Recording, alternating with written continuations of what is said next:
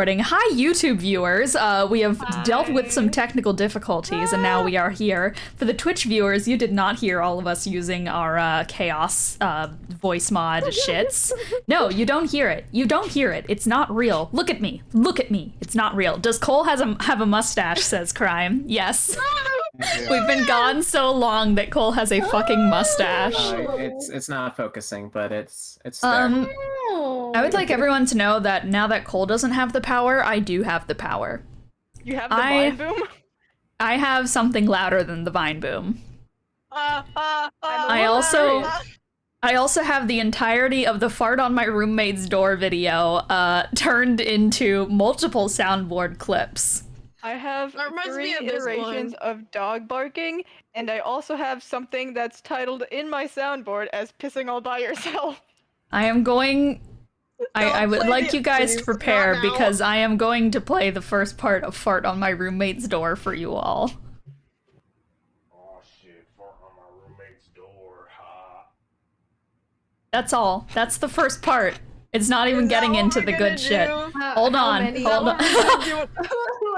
But wait. Sorry, I missed the soundboard button.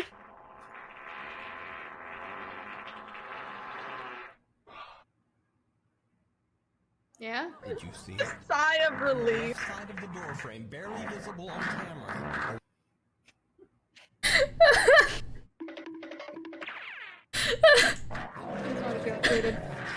What is that? As Like I said, I have all of the Fart on my roommate's door video. Sigh of relief. Aw, damn. Oh god, I just opened up sure, yeah. Steam. I just opened up Steam and Spotify. Dear God, help me. I'm in What is hell. going on? Fart on my roommate's door. I guess Well, so. I hope the YouTube viewers enjoyed that. Hi, welcome to the Cursed Ones, where we are cursed and we play Dungeons and Dragons every other week or do. so.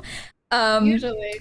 Hilariously enough, this was supposed to be a session without Cece, and it was supposed to be done like a week or two ago, because Cece was going to be gone, and so I wrote this whole cool side quest for Cece to go on, because she was going to be missing a session, but then all of us got busy. So... There's not been a single ride or die session since I left like a month ago. So, we're back, and Cece's here. Everything's going according to plan. Nothing You guys ever wanna goes see- wrong. I'm looking to my left right now, directly at this thing. Do you guys want to see why I shouldn't be a structural engineer? Yes. Yeah, oh, is it one of your models? Yeah. Is it your mom? What the fuck? That is a... What is that made of? Paper? Paper. That's pretty How nice is- for paper. How is that Mind you, staying for some upright? context, Eager has been building things like this, wrong point, things like this for the past, like, week, 2 weeks, 3 weeks. That's amazing. That's I think powerful. that's impressive. There's also That's very this one, impressive. which is significantly more simple if you can look Yeah. at it. That is just Shame It's you like can't. you're just like, like a heavenly giving light. showing us radiance right now. That's what it is. There's a This is what real Asimov tiny holds. one. Okay, over okay, here. sorry. And then Because I we're have kind another of big we're one. like partially on a time crunch here, not really a Right. time crunch, but because I want to get through stuff. And I want Cole to witness most things in life. I just want him. He deserves it. Question of the day. Before we put him down, he Question of the deserves. day. What does Cole deserve? This is my every- last True, day on true. it, actually. We have to let him experience all the good things. Oh, good Small things. Sonic. Tails. Knuckles. I wish I had an easy way to find that Amy. video. I love that video. That video haunted me ever since you sent it to me, Cole. All right, the question of the day today is going to be, what is your favorite ice cream flavor? Because I actually thought about a question of the day that is normal and makes sense for once. It happened. Can you believe? All right, starting us off today is me. I am Astropog. I'm Dean, I'm the Dungeon Master, I play everyone else, and considering that yesterday in Apex and Aberrations, I blew my voice out laughing so hard, and then my ribs and lungs were in pain for the rest of the day, maybe maybe I should take it easy on the voice today, but I'm not gonna. So, I'm Dean, I'm the Dungeon Master, I play everyone else, and my favorite ice cream flavor is actually a very specific one. It is Kit Kat Matcha, which was like a limited time run thing that happened that I picked up.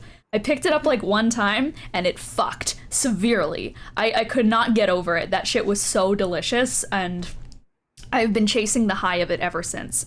Also, any coffee ice cream. Coffee ice cream is pretty good.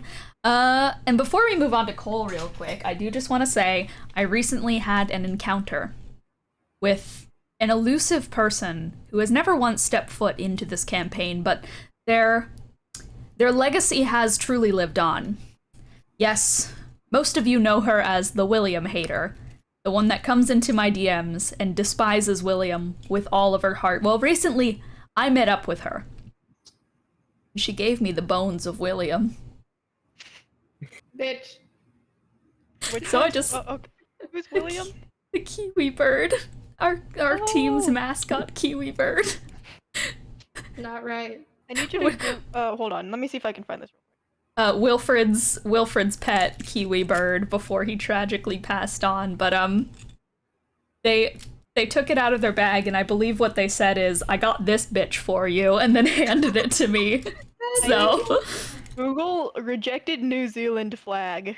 So rest in piss, Wilfred. Not well, Wilfred is dead, so rest in piss, but rest in peace. He's still alive, William. He is very dead. You'll never take him from me. They plan on, if they ever get a guest spot, making it their life's goal to take out William. That's what I do. Ryder the Spider, truth. You revealed something to us before this stream started, and I'm very curious if any of the other audience members have noticed, but it's your turn. What's your favorite ice cream? Hello, I'm Cole. I mean, since Liz has now pointed it out, I feel like I got to just say the context. I've been wearing this shirt for every single session. If you go back and look at me... I can't believe that. There's only one point, and I'm pretty sure it's one of the more recent sessions where I left and then I came back with the tank top on. That is the only time I haven't been wearing this shirt. Anyway... I just figured you had a lot of the same shirt. I'm going to be honest. Like you open cartoon up your character style. It is just this. Partially true. Hey guys, But I can remember when my power went out. Oh no, Kiki. It flickered and I my Wi-Fi. Godspeed, Kiki. No. Good luck. Godspeed, Hold on, Kiki. Let me turn my camera on, just so you guys can look outside and see what Oh no. bad. Hope that's coming Listen, my guys. way. It'll be nice. they're installing a water. Oh no. Oh no. Kiki. It's okay. We're gonna see a giant flash on the screen as a thunderbolt just fucking takes Kiki out. I don't have an umbrella. All right, Cole Radicole. Anyway, Go I like ahead. cookie dough. That's very valid. Cookie dough is great. Fuck yeah. Well, considering the fact that Kiki is currently fighting a storm, Salt Eater, who are you, and what is your favorite type of ice cream? Hi, I'm Ro. I play Eros. I'm Arrow. He's maybe. My favorite type of ice cream. Something with chocolate and small stuff in it. I don't like too big chunks because then I bite and then it feels weird, but like small chunks are good. Hello. Are you alive? Kiki looks devastated. Kiki. No. No. No, Kiki. What happened? No, Kiki. No. You're dead again. I feel like this normally happens to Cole. I feel like Cole's normally the one who It just did. dies. But now I'm you're in home it. now, though, That's so true. I have better internet. I swear to God. Sometimes I can still hear her voice. I can't believe that Kiki died. Man. Stellar Baby, who are you? And what's your favorite ice cream flavor? Hi, I'm Cece. I play Sharpay, and my favorite ice cream flavor, probably either mint chocolate chip or cookie dough. They're good. I like them. Mm, I'm a mint chocolate chip enjoyer. you're a mint chocolate chip Are- enjoyer. I am. White or green? Green. I mean either. I like the novelty of green, but I also have a lot of white. So I like I the don't white. enjoy mint chocolate chip. I just Oh, thought you wow. were asking that conceptually. Just wow me? Damn. Well, look, I am a firm believer that mint chocolate chips should be green. Really? That's fair. Oh I mean, god. it's fine, Kiki! Terrifying. Kiki has plunged into penumbra. It's in No, character. dude. Hey Kiki, Yeah. well, Scooby-Doo Pirates Ahoy, what's your favorite ice cream I flavor? can only see like glimpses of their face. It's kind of terrifying. Okay, let me my computer screen. This Hi, is there you this go. is great. You can pull up just like a picture of red on your computer screen. While I'm doing this, hi, I'm Kiki. I play Lily in No, you don't. Shell Shock. In Shell Shock, in E12, I play AG. My favorite ice cream flavor is very basic. I'm a vanilla person, but when I do get a chance, I do like to be a little weird. I'm kidding. I like little it. It's just vanilla. Quirky? Just vanilla. I'm autistic. It's a good Same. choice though. Vanilla's great. Yeah. I thought you meant Vanilla, I thought you meant Vanilla's autism great for a because second. vanilla- That's a Great good choice being autistic. Woo! True. Yeah. Win Vanilla for is great. Kiki and It's like I. to develop like a superiority complex based on what your favorite kind of vanilla is. True. What's your favorite I'm kind just- of vanilla? What's your favorite kind of vanilla? Is it French Vanilla vanilla? bean, but the specific kind that you get from Blue Bunny. You look like you're in a cave right Blue now. Bunny's really You good. look like you're searching a cavern for dear life. Minecraft cave noise. I gotta turn my light on. I can't turn my flashlight on while I'm on Discord. That's ridiculous. This is gonna turn into one of those grimace shake videos where it's gonna cut out and then it's gonna be No, Kiki dead on the no. ground. I have to Purple. unplug stuff AJ. because when the power comes on, I don't want it to surge. well, Kiki is on a grand quest for freedom. Window. What the? Kiki.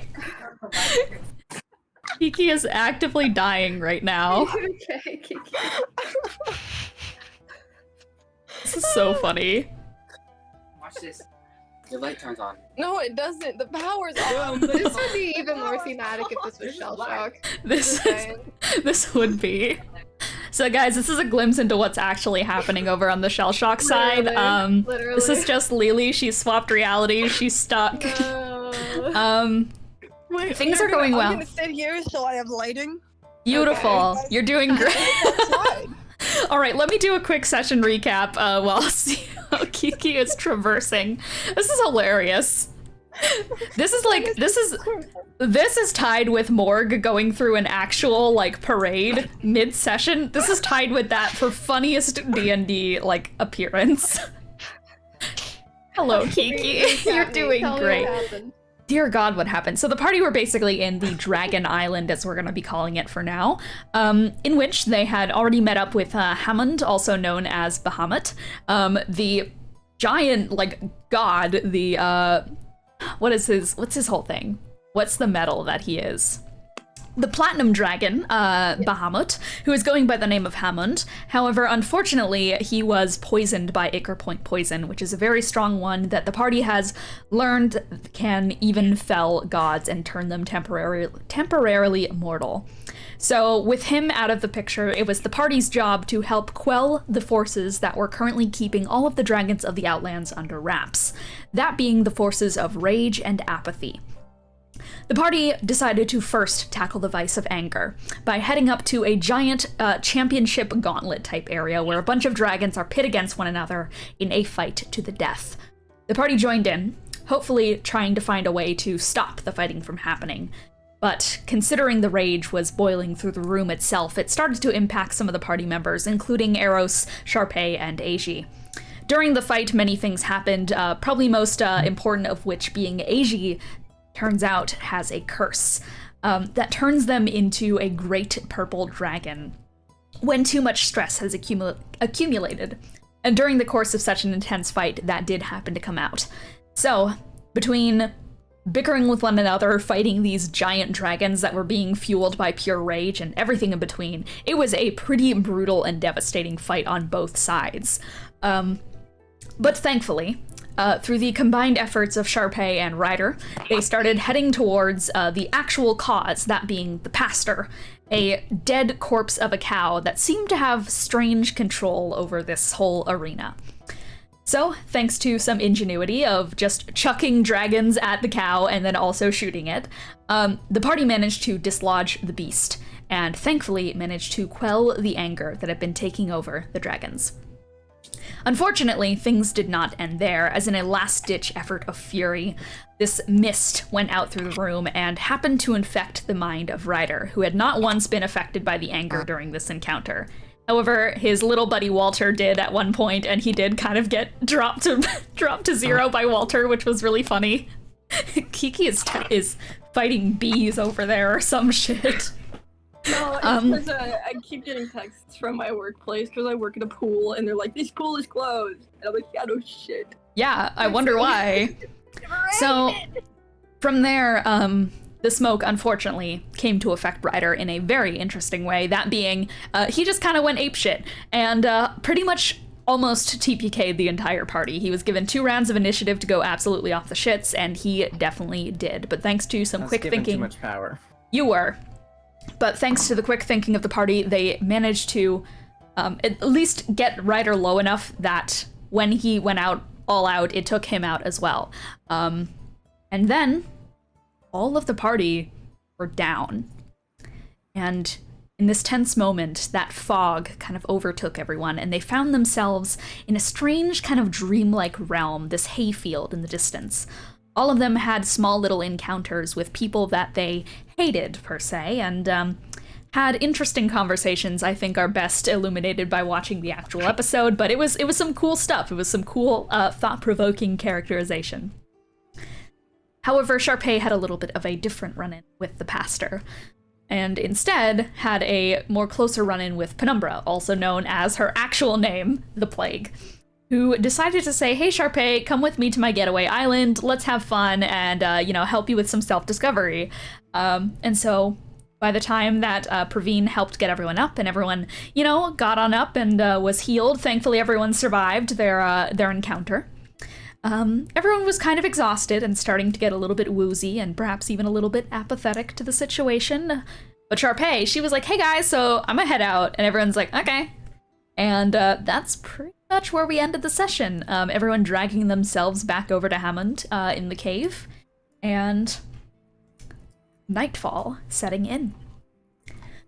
Okay, I believe that is about it. So without further ado, allow me to pull up the ambiance as we begin our session, assuming that we're all ready. Yes. Kiki is dead, but it happens. Hi. Hi. Kiki is no longer dead. The phone Oh, adjusts dead. to your face, so it just emerges from darkness. Ooh. I'm trying to Jump record the scare. ads to the company that we have. I see. I believe so in that you, they know Kiki. My power out. No, not that address. No, that's not my house. No, Kiki. All right. I didn't move. You can do it, Kiki. Let's begin. Night does not truly ever fall over the Outlands. There's no moon to adorn the sky in starlight jewelry. Things instead just wrap in a sheet of dullness, a winter's afternoon gray. An apathetic color. So dull. We start asleep.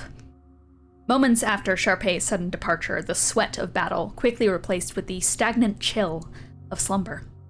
The only noise echoed through the caverns of the island being the low, slow rumble of breath. It's stale. The only cut-in gray noise being from the stifled coughs from Hammond. As we drift into slumber and take a long rest, I would like everyone to roll me a d12 and to DM me the number. Oh fuck, dude. Kiki is caught in a space-time conflux existing and not existing in intervals. So true, Huso. Which So- one's my D8? D12. D12. Yeah. Well, I see still the can't find DMs it. flooding in right now. Okay. You're just going to roll my dice in real. Wahoo! No, but it's still 5. I like these emojis, Cole. I'm trying to find every way to tell you my number. I think appreciate I it. think I've exhausted my options. That's unfortunate. Maybe you could do Oh, wait, Roman no, I numerals. haven't. Roman Yeah, I was gonna numerals. say. Great. Oh, perfect. Perfect. Roman. Okay. Wonderful. Put 12, not Took 12. a long rest, right? I thought about doing Yeah, 12. we are That's a currently number. taking a long rest.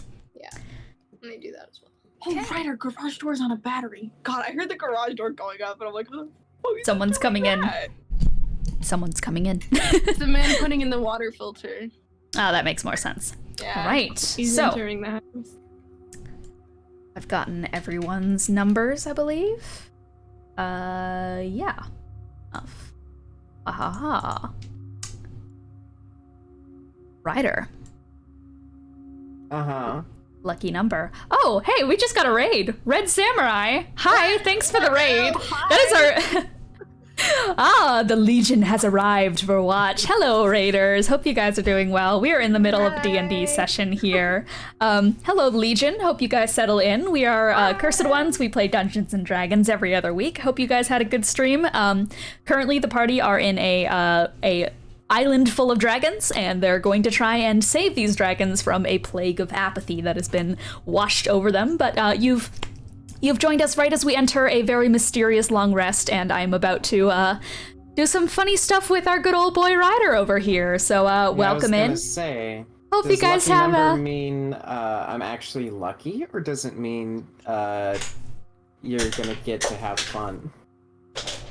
Oh, Dear. it means I'm opening the book. Out of curiosity, what did you roll? Not the grimoire. All What right, did you roll? I don't know if I'm allowed to say that. you're allowed to say. Okay, I got an 8.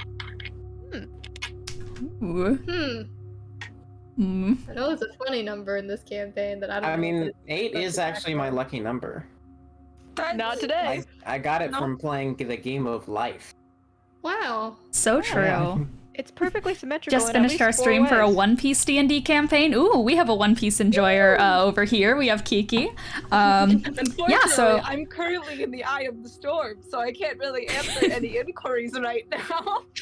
but yeah, that sounds like it's super fun. I'm gonna have to check that out after the stream. So, lucky number 8.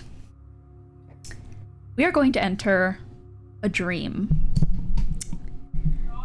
Ryder, it's hard for me to tell you to paint the picture of a scene, considering the fact that Ryder doesn't exactly see the world, per se, but let's just say, for the sake of brevity, that this feels like a normal day in the Ride or Die household. That being of yourself, Gilly. Inside your guys' small little abode here and there, I'm sure that there's just like a small kind of bedroom area kind of tapering off to the side, probably some kind of hammock setup because, comfortable beds are exactly, not the most common thing to come upon in the barren wastelands of the Outlands. There is a small tinkering shed, and alongside that, a place for people to walk in and request your guys' services. It's one of those establishments where it is both the setup for a home and also the storefront of a company. A small company, a business, let's rather say. Companies is big of a word for what Ryder and Gilly Ride or have Die going is on. a corporation. It is the big corporation ruling everything. It is not. Gilly tells people to deal with corporate, and then Ryder just walks out alone. With a gun. This is HR, points to Walter. All right. So, you hear the sound of tinkering away as Gilly is obviously hard to work at something behind you. It's a relatively common noise to hear at this point of the day as sundown, as you presume, is currently happening. And she's kind of, you hear the sound of like absent, like gnawing kind of here and there as she is clearly like chewing on her tools, a little bit of a habit of hers that she tends to do when she's thinking rather hard about something. And kind of in the midst of that, you just hear, Ryder, I got my hand. You can speak, yeah. Oh, This is like common day for you. Okay. Yeah? Hands are full. I need you to get me top shelf, 4 to the side, just a little scrap metal. Okay? Tell the clock. I guess he'll walk over and grab it. I'm sure he knows it well enough. Yep, you run your hand over the shelf and surely enough pull out one of her kind of basket areas that she has weaved herself that has a couple of scrap metal. Get the one with the rivets in it. The rivets, okay? Okay, I'll start feeling around. You feel around until you find one that has been completely covered in rivets, and you hand it over, I'm sure. Walk over, hand it to her, to which you quickly hear the sound of like a as something is getting like readjusted by a wrench, and then she's gonna take that from you. You hear the sound of like her pushing things like in and around and out of her mouth and such, and eventually there's like a patooey as she spits out the wrench that she had like kind of held in her teeth. And she's not the most sanitary worker, but can you be in the Outlands, really? And once it's done, she's just gonna go, whew, thank you, as always. Best helper, best buddy. I'm finger gunning, like your guns. What are you making? I mean, what do I always make? A gun. I'm thinking this time I'm going for, because I feel like you don't have enough like long range, so I'm going for sniper, long sniper, and I'm thinking I got that air combustion, that kind of mechanism that we got from the Merchant Vanguard, so I'm gonna try and put that involved in it, and so when you pull the trigger, it's gonna let out a burst of air alongside the blank. I'm trying to get it in a way that it both shoots the air out, but doesn't mess with the trajectory of your bullets, so thinking something like that. So is this more of a memory? It's a little bit of a memory. This is not exactly how it played out. It's just like merging things around here and there. Okay. Yeah. So. Fun. Yeah.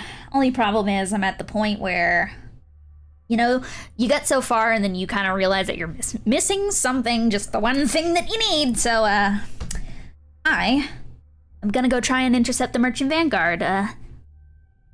I'll be back.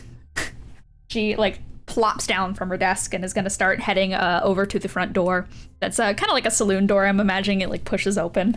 Not the most private area. It's like covered in some drapery, but like Outlands, once again, architecture is sparse at best.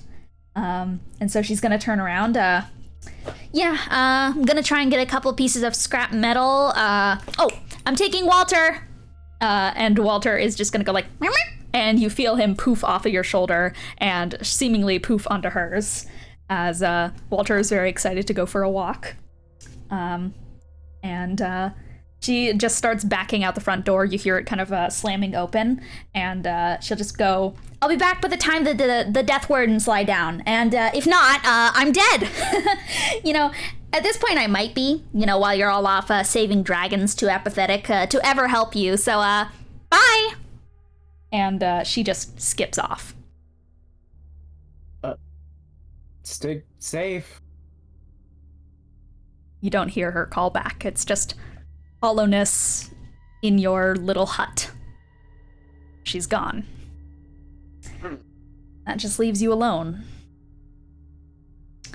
So you think. Ooh. So I do think. Okay, this might be scuffed as hell. Because it took me ages to like set this up, and I don't even know if it's gonna work.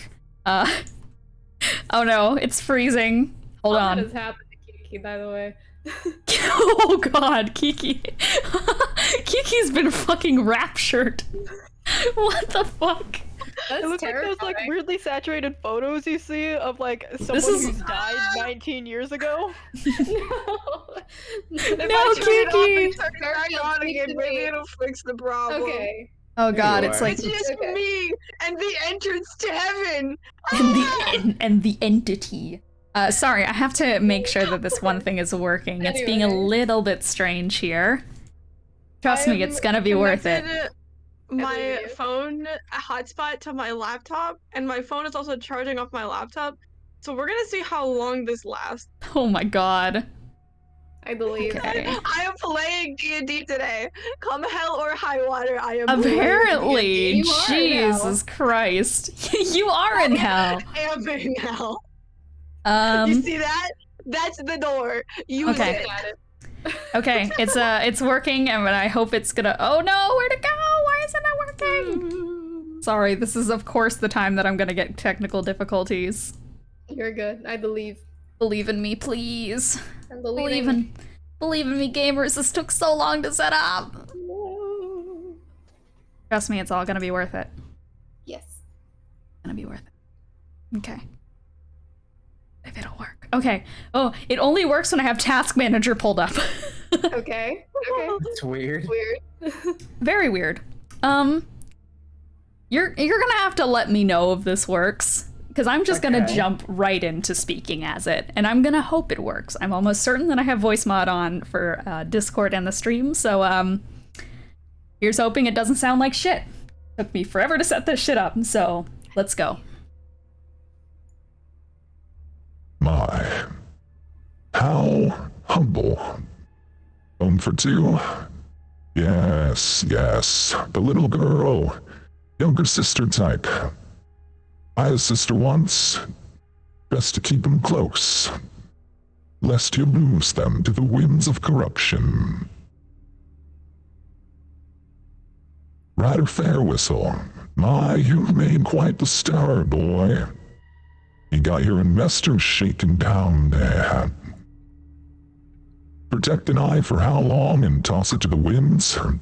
Refusing deals not meant to be escapable. Just who do you think you are, son?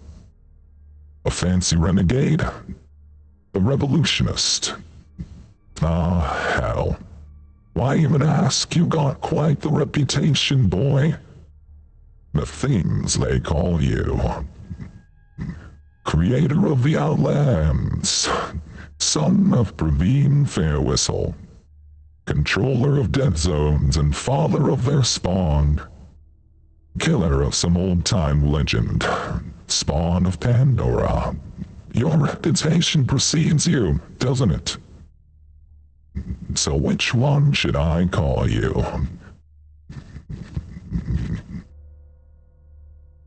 I don't even know if that worked. It worked. It worked. It did. Don't worry. Yeah, it did. I'm gonna change my name to be alphabetical, so no matter if I turn my camera off, I still stay in this place. I see. Fair. Sorry, I'm I not was ready. I don't like, think that works actually. I think you automatically just go to It the end. doesn't. Yeah, it Aw. doesn't. I just. Anyways. I was like triple focused on trying to understand the words. Okay. I can repeat them. It probably sounds weird as the issue as well. But I can just say it again, normal voice, if you want me I know to. you asked. I understood most of it. I'm assuming now I should probably answer to the what I call you. Yeah, pretty much. I think Ryder will probably respond with, "Well, who are you to me?" I'm just a man with a reputation, much like yourself. I'm quite similar to you in many ways, but for now, I'm just an interested party. We'll go with that. You severed your association quite clearly to my work, my efforts, my company, so for now, let's call this an exit interview. For the time being.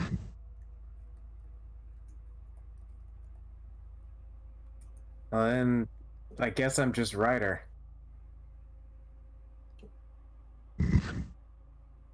But are you? Are you? At the end of the day, you're just Ryder? Is that what you're trying to say? No, that doesn't seem to track with what everyone else is saying. Let me speak to you, man to man. Reputation to reputation. There's something you learn when you go down this road of having eyes on you in everything you do. The old gods say, spontaneum is truth. That there's no set solution, yet we new gods dance to a different tone. Fate is real. I've seen it with all my eyes. Your games, your little renegade tribulations won't get you far. Just Ryder. Is that what you think you are? Is that what you're gonna call yourself? And there's so much on the line, you see? Reputation is fate. And, well, son of a curse, a son of Genesis, now that's a reputation I relate to.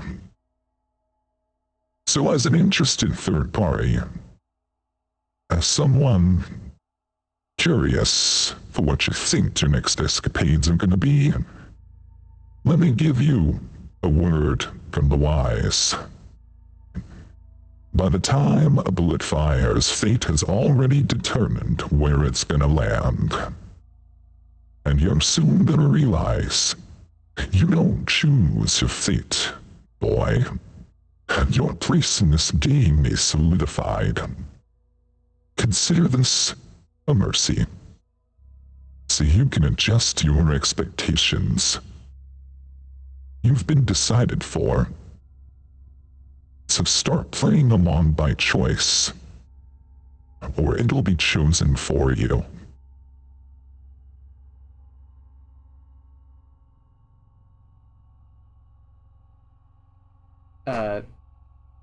I'm still in this, right? I'm Yep. not sure if it... Okay. I think you've got me wrong. I don't... Those reputations you say I have, they're not something I've made for myself. I am just writer right now, and I'm making my own path. Are you? Or has it already been decided for you? You know, there's a story I was once read as a child. There's this man on his way to escape the fate the world set for him, on his path to be more than just a pawn in a game of chess. He met his fate on the path to avoid it. You didn't carve that reputation, but does that matter at the end of the day? That's what others think about you. So that's what's gonna happen.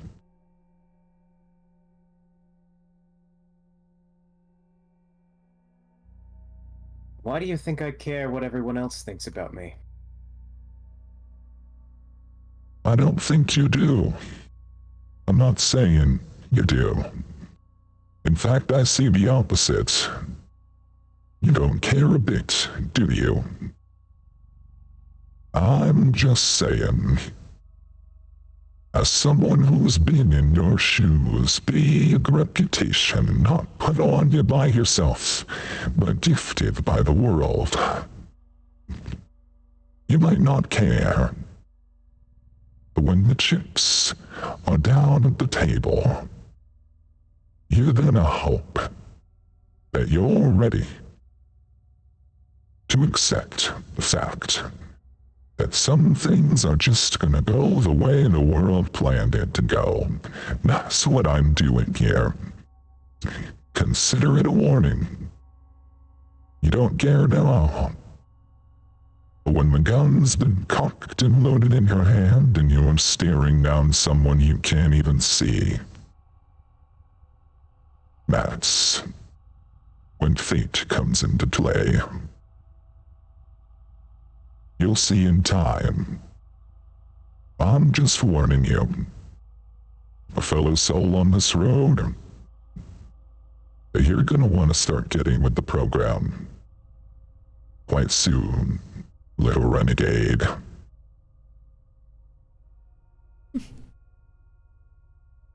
I think Ryder's gonna walk out the door. You bump past whoever it is on your way out the door. Your shoulder kind of cuts against them. They've clearly been standing, like, leaned against the doorway. You didn't even hear them enter the room. What you feel is like this tough, almost musculature kind of... It's almost scaly in a way, but more like an insect's carapace and slightly scaled up the arms. You feel as a hand slightly goes to grip yours as you leave, but you're able to yank away from it, but you just slightly feel the membrane of some sort of eye on the palm. You can't outrun fate, gunslinger. But God, am I excited to see you try. You head out? Yeah, I mean, Ryder doesn't really have much more to say. Great. You head out the door, the sound of cackling behind you, this deep, growling voice. As you start to head out into the distance, you swear upon the distant horizon, hear the sounds of wyvern calls. You wake up. Everyone is able to wake up now. Sharpay, you're not here yet. That's okay. Yippee! A little talk to with a silly little guy. A silly little guy with a deep little voice. I hope that worked well. What a disaster. It worked great. It was It works fine. Yippee! Bet that was weird, but that took ages to calibrate. Oh my god. Definitely very Hades from Hades Town, as you can tell. Yeah, you said the chips, and I was like, What you gonna? musical. That's Whoa! that thing. It's the Hades Town right. references. I would never do such a thing and reference Hades from Hades Town, let alone Hades Town at all in this campaign. I would never. It's Hades! never happened. It's Hades! He's coming to Fortnite! All right. You guys slowly wake up, one by one, in these dark, dimly lighted caverns of the Dragon Island. So, it's kind of dreary in the morning. The air is kind of heavy and such. It's a little bit hard to actually get your eyes to open. They're kind of weary, they're low. But eventually you guys wake up. Is there anything you're... Jesus Christ, I'm tearing my waffle to shreds. Is there anything you guys are doing before you continue your journey? Probably tuning. Very fair. I think I'm doing all right now that we've long rested. Yeah. On Gaymer. It's just like brushing up their armor and just, checking their gloves, making sure there's not any dirt stuck under. All right. As you guys start to get yourself prepared for the day, dusting off your leather armors and your plates, all of the stuff that is going to get you through, hopefully, the next encounter alive. You're barely scraping by at this point, but, gotta keep fighting. As you guys kind of start to get your weary bones up, there's a bit of exhaustion just in the air, ambiently. Yes, Ryder! Yes! Are we still all very apathetic? Yes. Okay. It's not too strong, it's just like a layer of it is there. So, surprisingly enough, as you guys kind of get up, it's a weird sensation because with how Sharpay phrased it, you weren't sure if she was going to be gone for weeks, months, days. So there should be some sort of surprise in the fact that she shows up so soon again, but... Well, there's just a tear through reality and then Sharpay's there. There should be more. A flourish, a sparkle, a radiant display and description. But for some reason it all just feels bog standard. So long of adventuring, these moments turn into mere mundanity. Sharpay, you, after what felt like hours, tear through reality as you push yourself through the last bits of stardust, and as you do, you are met with just gray. Like everyone around you is a couple of shades less saturated than they were before. But you step through reality, and you guys have reunited. Yeah, her eyes just like dart around for a second, looking at like the gray of everything. She's like, "Hi, I'm back. Didn't take as long as I thought it was gonna." Hi. Yeah. No, I thought you were going to be gone for weeks, maybe even a month.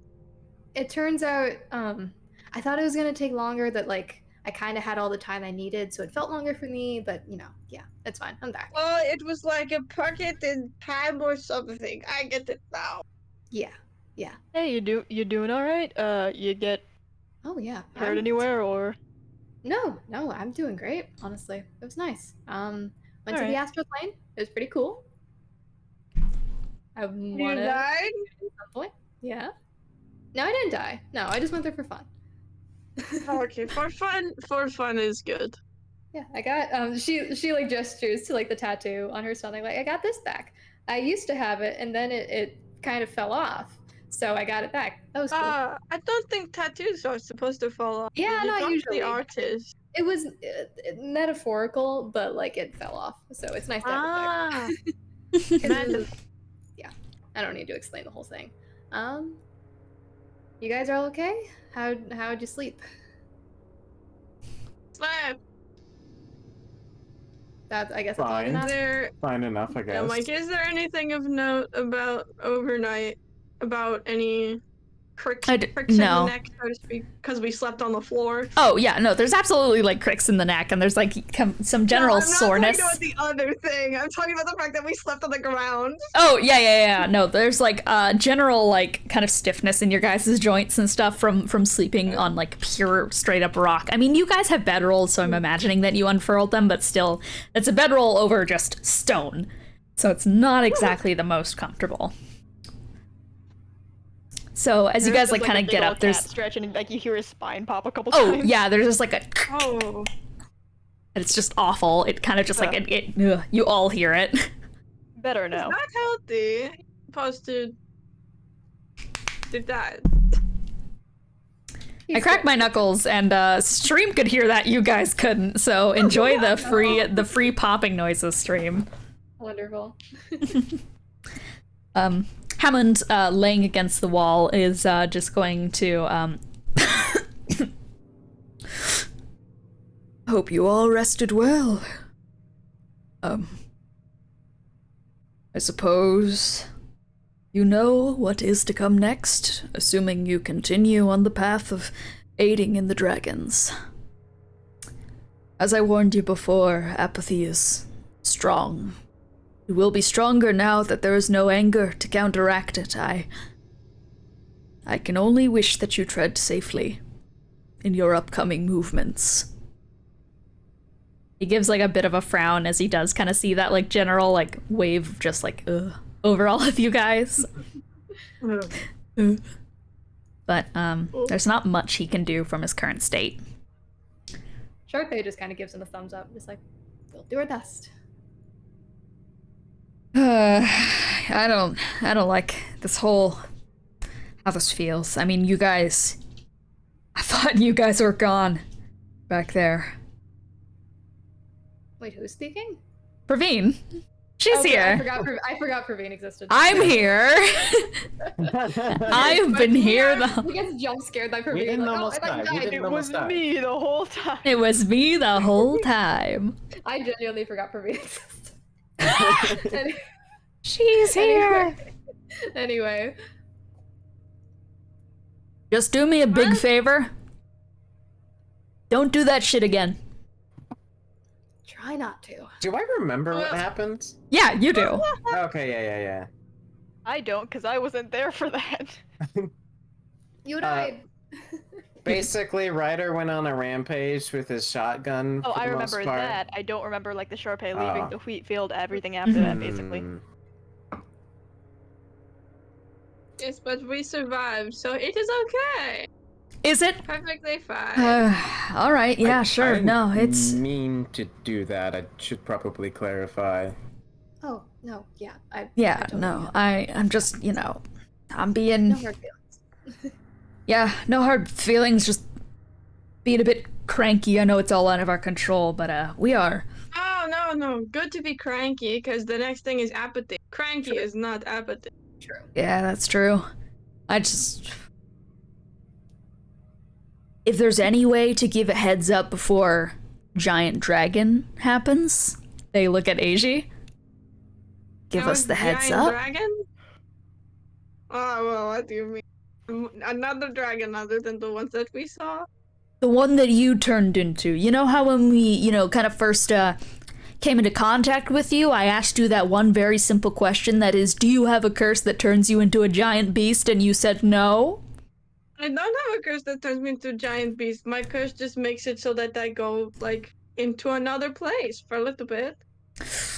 And then when I come back, everything is all broken, and then I have to take the time to clean up all the broken stuff, and it really is just awful. I am.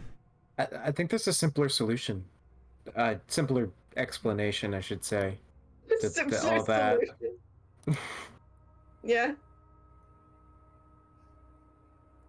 I mean, what she said about the, Well, I don't believe you.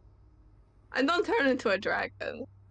Okay, well, maybe when you go into your funny space, let's call it that for now. My funny space, Maybe yeah. you're replaced with. What else is gonna cause the. I don't even have the energy right now to even. I just know that it's annoying when I have to come out, and then, I go in because I'm too stressed, and I come out and then I get more stressed because I have to clean up stuff. It's a very awful stuff. Praveen just sighs, and it's clear that she has lost all motivation in this conversation.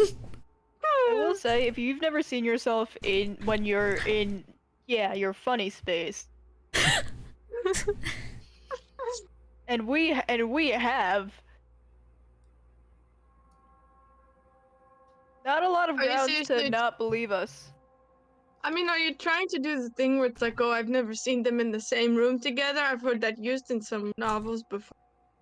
You've never been in the same room. We have. Where does the dragon even come from? I don't know if you've noticed, but I'm 100%. I forgot what race age it was. Hold on.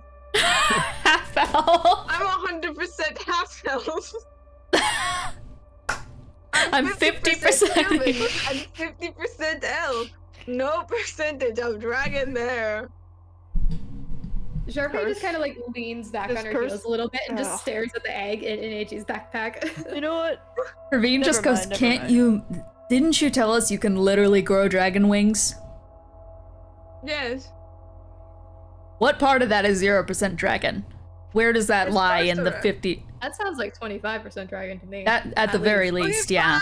Fine. How do you cut 75% in half? You can't cut it in half easily. I mean, Whatever. A certain yeah, you percentage can. human, There's just a certain 0.5. percentage elf. 37.5. No, I don't have the energy for math. But you put the dragon is because of sorcerer stuff, and it's because I have draconic blood. Yes, but Hold does that on. mean I turn Hold into a on. dragon? Hold on. Sorry. 50% elf, 50% human, 100% half elf, but your blood is dragon. Draconic, it's like legacy. It's Have blood. you never met a So draconic? like a racial sort of trait. Kind of. Have you ever met a draconic sorcerer? No, it's where you get the I've magic. met a like sorcerer that's me. Oh, well, nice to meet you, ex-sorcerer, because I don't think you're a sorcerer now. No, yeah. No, like my one of my ancestors, bedded a dragon. How far back? That would give you a It percentage was of not dragon. It was not, yes, but that does not mean I can turn into a dragon. That is Yes, not but somewhere inherently along the something that- line. No, but the argument that I'm getting at is that you're saying you're 100% half elf, but somewhere in your family tree there's been dragons, so that's not 100%. Why are we talking about percentage? I mean, I could put it at a clean 10%. How much blood is in the body anyway? I don't know. It's not a question I think any of us can answer. Unless you drain it out and try to count the liters. And then you die. So, I think what we were I mean, if trying you to need get at is that Yeah, if you need to know... If you need to know when... I don't know about the dragon thing, but when everything gets too, like, I don't know, overwhelming, I go into the little the funny space. You think you're so Okay. funny. I go into the funny space. It's like, you know, when I get hit, when somebody else gets hit, when, Mm-hmm. you know, stuff like that. And then there's a dragon. Well, I never see this dragon that you are talking about. Because I you're just in the go funny into the funny- space. Yes, because I'm in the funny space. You are getting it. I can't. Praveen throws her arms up and just like falls against the wall and just sinks down onto her Well, knees and just like I- puts her head in her I hands can- and just lets out a long sigh of just she is so mentally exhausted she can't have a discussion. It is entirely because of the like apathetic kind of nature of her that she just does not have the energy to do her normal thing, which is just have a complete snarky back and forth. You know, inconveniently, I think whatever omnipotent being may be in charge of my actions cannot open Google Docs right now and can't really access the area where it talks about Ishi's curse. So give me a second while I scroll up in DMs. You can see behind Eiji's eyes there's just like a power outage behind them. No. It's one of those disconnected signs. I get that it's induced by stress, so we can just listen to that. But do you think that maybe in the future you could warn us before going into your funny space? Can you anticipate the funny space? I shouldn't have said funny space. I can It's so anticipate the good. funny space. Okay. It's then- like you know, when you get hit or when you go Right. down or like that. If I had to quantify, no, I'm not going to. If I had to quantify it, it would be called a stress point. I see. Okay, makes sense. Yeah. Very convenient. Speaking of funny spaces, when I was in the astral plane, I met this guy named oh my god, my brain. This is me out of character. I forgot. his Ain't first name. no It's Bren, way. right? Yeah, it's Bren. Okay, I thought for a second Brad, and I was like, no, that's wrong. I would be caught dead before naming an NPC Brad. Yeah. I met this guy named Bren, and he vaguely mentioned something that sounded like you. Have you been to the astral plane before? Yes. Yes. Oh, so you know Bren? We do, or Eiji. So to get to the Outlands outside of like I know we described it as clipping through reality, but you would go through the astral planes and then get through the Outlands. And Bren is basically a guide in there, so I'd say that you've run across him before. Yes, when I was coming, because I couldn't go the way that people do it now. I had to like go through all this stuff. It was like Okay. a very complicated marketplace. Only the marketplace is in 4 dimensions. Right, makes sense. Yeah, cool. Because I was hanging out with Bren. He's great. Ah. He's the guy from the astral. Yeah. I don't remember him much. It's been a while since I've been there. Fair enough. To be fair, his only traits are guy and wife guy. That's all I need. He's a very big wife guy. Remember, that's all he really wanted to talk about was his wife, and yeah. I can't believe this I is a respect term it. now in the Cursed Ones universe. It makes sense that Eiji would say it like that, but yeah, wife guy is actually real. Yeah, it's true. I thought it was sweet, but yeah, I know what you mean. Well, AC is off in my house, and I am so hot. no. Sweating my ass off. Eiji, no. It's the apathy. It's coming for you. No! Why did the apathy take my air conditioning? Sucks to suck, eh? Didn't want to run. Didn't want to run You it. Canadian! I am! I am literally Canadian! What do you mean? That's my point. I choked in my Dr. Pepper. Cause I was born in Canada? Except no, I have a Canadian citizenship because technically Singapore, but I have a Canadian citizenship. My parents are Canadian. My parents are Canadian. My parents are Canadian. It's because you said A. It's because you said A. That's I it. say A. I'm Canadian. Well, stop it. Anyways, And I am. Don't.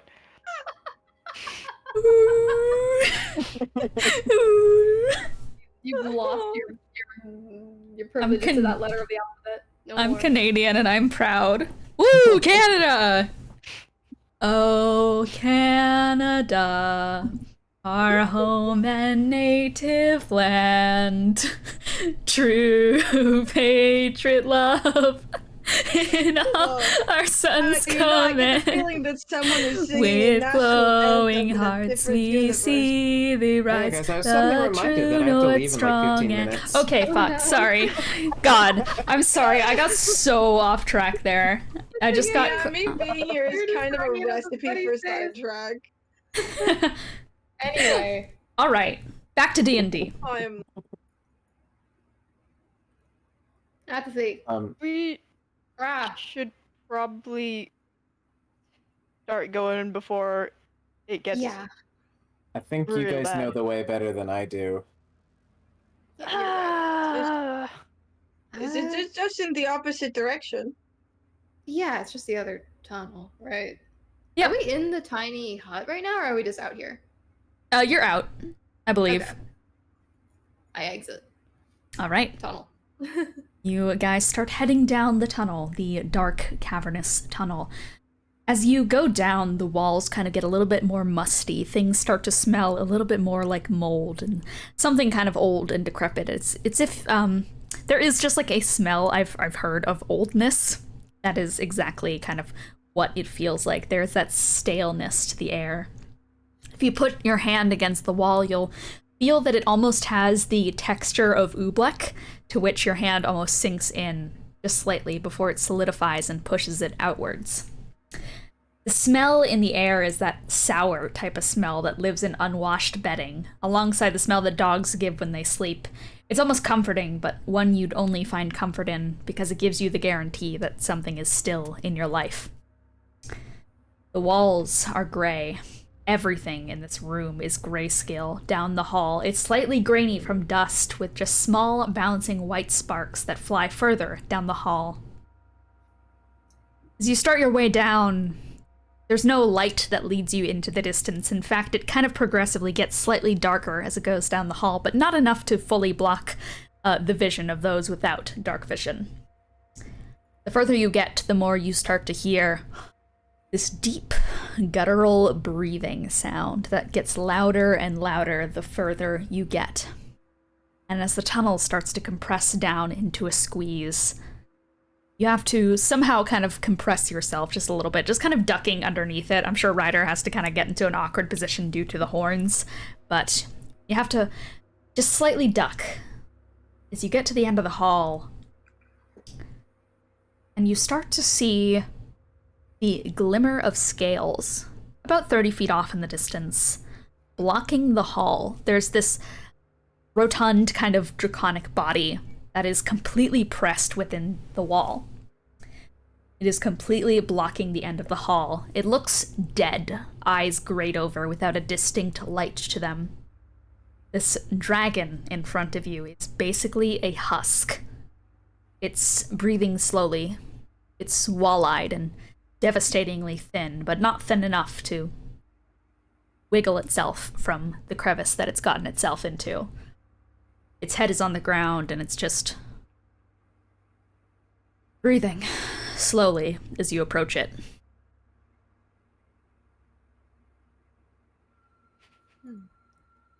There's probably not room to get like over it. There's a ceiling, right? It is like completely taking up the circumference of the hall. Yes. What kind of dragon is it? I'm curious. It's a black dragon. Wow. I'm gonna just go up and just like pat it on the side. Goes, excuse me, can we get through?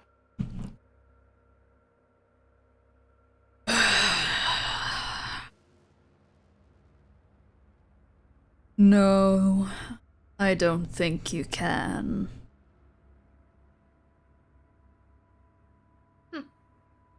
Why? I can't move. I'm rather tired.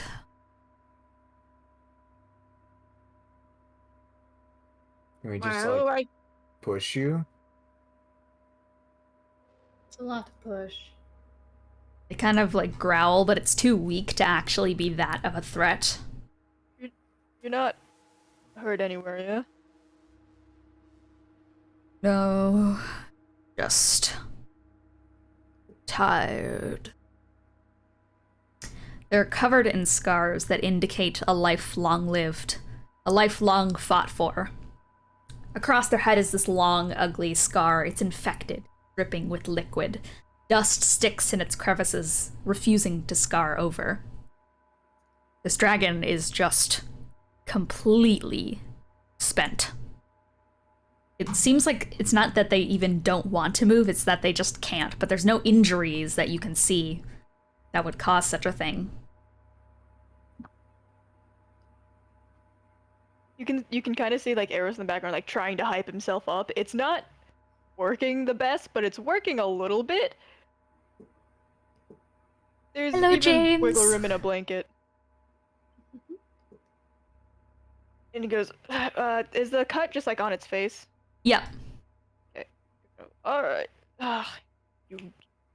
This is what you do. This is what you do. You got it. And he pulls out a knife and begrudgingly goes to clean it up. Ooh, okay. Roll medicine for me. Oh boy. Don't fuck me over. Don't fuck me over. I believe. Okay, that is medicine.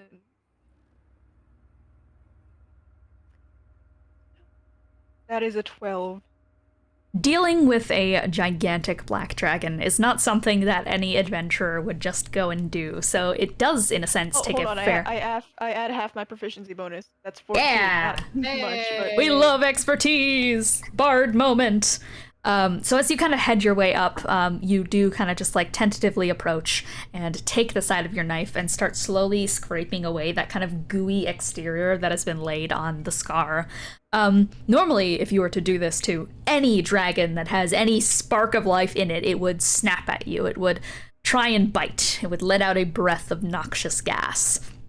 It's clear from the way that its dull eyes stare that it doesn't have trust in exactly what you're doing, but all it can manage to do is like raise its gums in a way that try to bare its teeth, but they just flop, moping to the ground as you clean up the scar.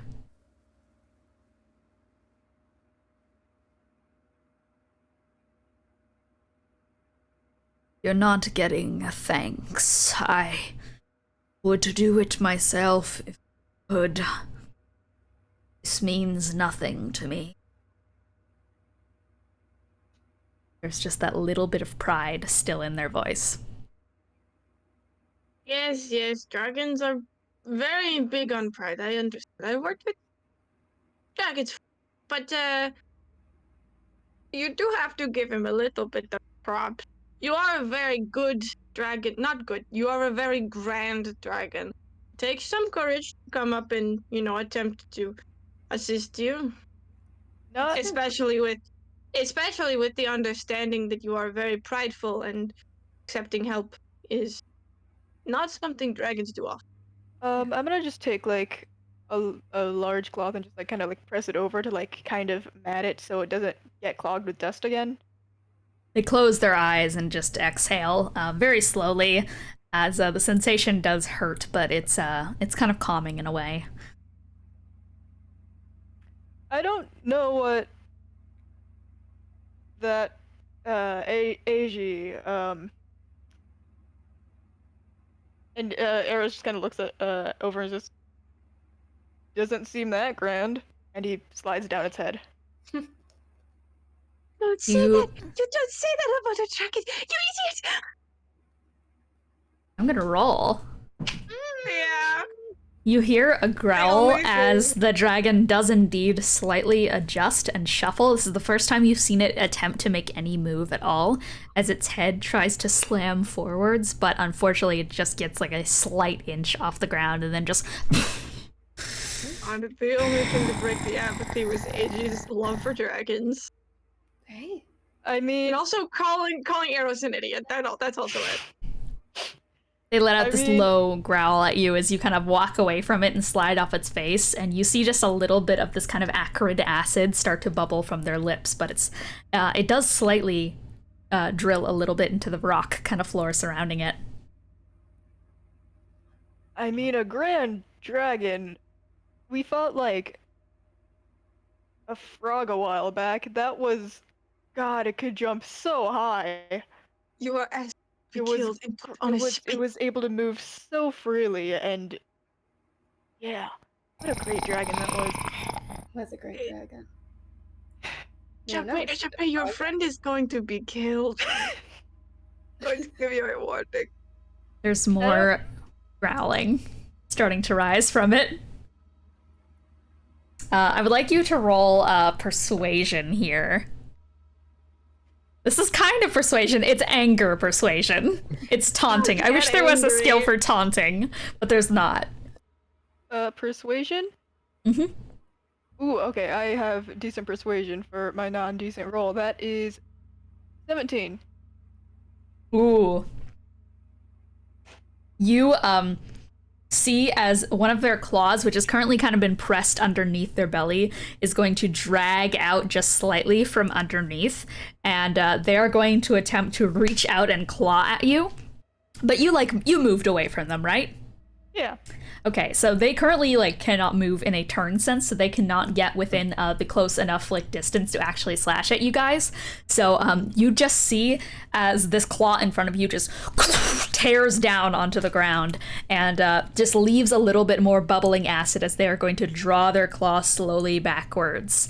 And you see it leaves just this bubbling fissure behind it. Just, you don't know what you speak of, mortal. I do know that any sort of great dragon worth their salt would have on the ground, me personally, but that's just, speculation, the stuff of legends. Izzy is praying right now. AG, you're just no. Yeah, like I said, the only thing that he's not apathetic about is dragons, and now he's just you are insulting one of the greatest creatures on earth. You cannot keep doing this. Roll for... yeah. You can roll, but go ahead, Sharpay. Just her eyes dart between AG and Eros for a second, and she's gonna subtly put her hand on the whisper on her back, and she's gonna telepathically say to Eros, "This is good. Keep going." Ooh. Can anyone else do this? All right. Does anyone want to add to the insult train for this dragon to give Eros some advantage? Yeah, I mean, what I know about great dragons is that usually they're able to move. That's not even a great dragon. That's the basics to being a dragon. Ooh. All right. Roll persuasion at advantage.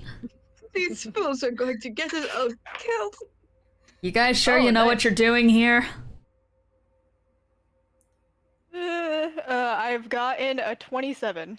Oh no! I need all of you guys to make a dexterity saving throw. Oh, fun. I have advantage. As the dragon is just going to you know not of what you speak. And is going to open up their mouth, and you're going to see as acid from the back part of their neck is going to start bubbling, and Raveen's just gonna go, "Oh shit!" And I think she's gonna nudge Ryder to give him the impression of, "Hey, shit's bad, run." Yeah, I mean, Ryder's probably Ryder probably hears Raveen just, wait, what? Dragon breath. He runs too far. Yeah, she is on the move, and she just yells, "Dragon breath!" I didn't get an amazing roll, so it's very fitting. Oh man. Praveen. Haha. Who knew that insulting a dragon would be the best thing to do to it? So, it is a DC 18. It is an 18 dexterity saving throw. So I believe only Sharpay and Eros have succeeded. So everyone else is... No, we don't even get the consequences of our actions. It sucks. So yeah, you guys are literally just fine. It's everyone else who is suffering. So Sorry. So everyone else is going to take 54 points of acid damage. Yeah, damn. 54. 54. It's a Sorry. dragon. You What the guys fuck, done. dude? What the fuck? And that is what the blank, what the fish, and that is going to be 27 acid damage for all of those who succeeded it. So it just like winds up its breath, and Frick. Praveen just like in a panic just starts dashing down the hall as quickly as possible, just going like, shit, dragon breath. I resist acid, actually. Ooh, so you're taking half damage. All right. Win of the day. All right.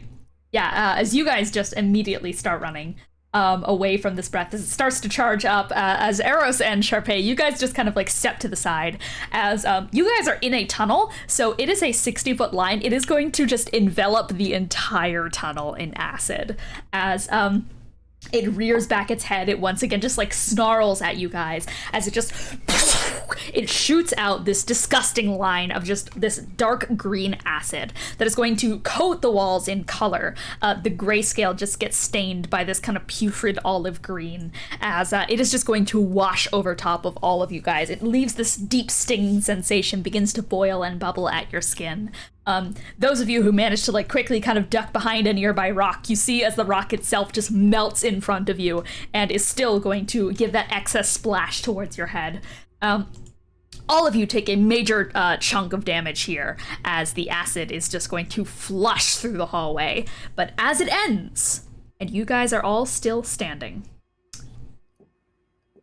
well, you do see as that dragon that has now exhausted its well of energy as it just I am a great dragon. I am. Its head flops to the side from just sheer exhaustion as it is going to pass out. But the acid has melted around part of the opening and has given you guys a hole just small enough to squeeze through. Yippee! Turns to AG and is like, sorry. That's what we were going for, though. The acid that I like melts. just asked him. You don't. Dragons are very prideful really creatures. You should have. You could wanna. have just like buttered him up, made his ego feel good, not make him feel worse. He's. I can't even have the energy to care about this right now. But oh my god. We're sorry. There's room now, though. Maybe you should have moved. And then Eros is I'm gonna going go. to shove you the next time I see you. And he just like quickly follows after, just like Anger's good. Anger's good right now. I'm just saying. anger is not good because anger makes me feel overwhelmed, and then you get the happy room, whatever. The silly room. The silly room. space. I cannot even remember my own space. The silly space. Maybe give the rest of us a heads up before Praveen just like spits Please, into her sorry. arm. All good. I mean, we're through. We're through. You would like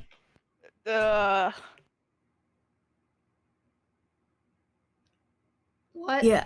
What? What are you gesturing? The You want? Healing. You want? What This is this? What is this? are you? You're just offering this. What is Oh, healing. Yeah. I mean, who was worst hurt by that? Probably give it to Aji. this? yeah, alright, get God. over it.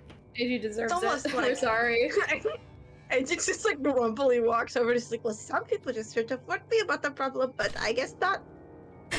Yeah, as you're just like sitting there kind of complaining, Eros just like limps a little bit down the hall, just like shaking off the rest of the acid from some of your fur. Some like patches have burned off, but it's gonna grow back well enough. You have very thick fur that grows relatively quickly. So you head over and just kind of like slap a hand onto Aji and give Aji a little bit of healing, a little bit of juice. I think what happens is like, I gotta give him a little bit of juice. For those of you who are somehow unaware, Eros is a bard. What? So, he like puts a hand, just like musters up this like really dull sort of hum, And nothing. Ooh. Where's the juice? It's kind of. I'll do it later. I'll do it later. Spell, And then right? I'll do it later. Ravine just goes like, Duck. sure. But she has no will to like fight you on that. So you just After the problem with the dragon, Andrew's kind of resigned himself once again, no longer agitated. yeah, the kind of almost slight argument that broke out just immediately fizzles out like way too quickly for it to kind of be natural, as that healing spell just uses to take purchase to that kind of low hum that doesn't truly have any bardic force behind it. Very quickly, I mean, Sharpay, I think being in the apathy for less time than everyone else has, you just notice the way, just how quickly everyone's eyes just dull once again as the trek down the hall continues. Assuming you want to continue, is there anything else you guys wanted to do with this black dragon? Probably not. Andrew's gonna Unless you turn want- around and is gonna be like, I formally apologize for the behavior of my comrades if you are still awake. They do not know. Eros is continuing Anything? to walk while this is happening. You guys have to climb over the dragon itself to move, but it seems to be like completely out of it. So there's no... The only thing you have to worry about is the occasional rise and fall of breath. It is still a bit of a crawl. The acid didn't burn through much over it. It's only the splashback that managed to give you guys a little bit of an opening, enough to slink through the rest of the crevice. It takes a little bit of a squeeze at the end, you guys kind of getting on your stomachs to pull yourselves through. I would like everyone to roll me, give me just a quick athletics to push yourselves through. The last bit is a fair bit of a squeeze. To stop using these dice. Damn. They hate. Let's go. Let's see what you guys got. 22, 10, and 23. Alright, so Eros kind of just like laser focused on the task in front of you. You get down and we described it before. You have a lot of fluff, but under the fluff, I'd imagine it's actually not that much under there. So you can like squeeze through surprising gaps that just look impossible for you to get through. I used to have a lion head rabbit, and she was like very tiny underneath her hair. So she looked this big, but then she'd get through stuff like this small. Like, lion heads are ridiculous. Cats don't have collarbones, so that's why they can fit into so many spaces. I don't know if Eros has a collarbone. Maybe it's like collapsible. Who knows? I think it would be collapsible because you need to use a collarbone to play stuff like violin. Yeah. Or there's like some kind of mechanism that helps you put it on your shoulder. Something like that, probably. So yeah, you kind of like collapse that collarbone inwards and are going to just like slink through that side, that little like opening with no problem, and just kind of head out onto the other side. Batter's probably... Oh no, Kiki, we're losing everyone. That with later. Okay, fair enough. We're surviving on a fucking prayer right now. Sharpay, you're... I don't know. Dude, I don't even know if my power is gonna get back like anytime today. Sharpay, you are quick to follow as you slink through as well, not taking much of a struggle as you push your way through. And you're still feeling a little bit of that weightlessness from the astral plane helping push you forwards. Eiji, however, as you start to kind of like rub against these draconic scales, there's a bit of you that just wants to lie down here. I'd like you to take one level of exhaustion.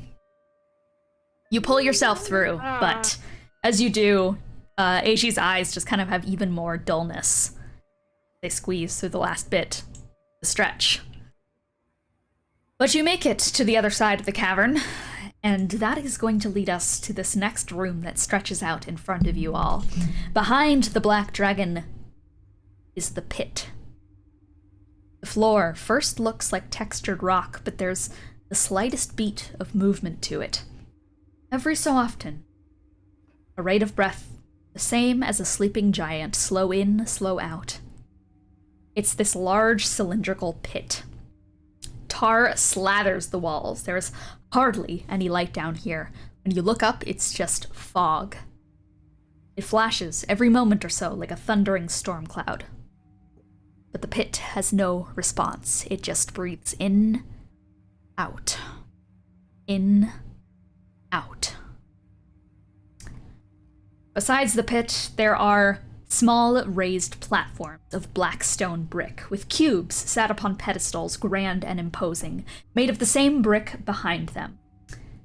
Boilers churn, and you hear the huffing, the sound of clawing, of talons digging deep into pits and throwing forth material into flame.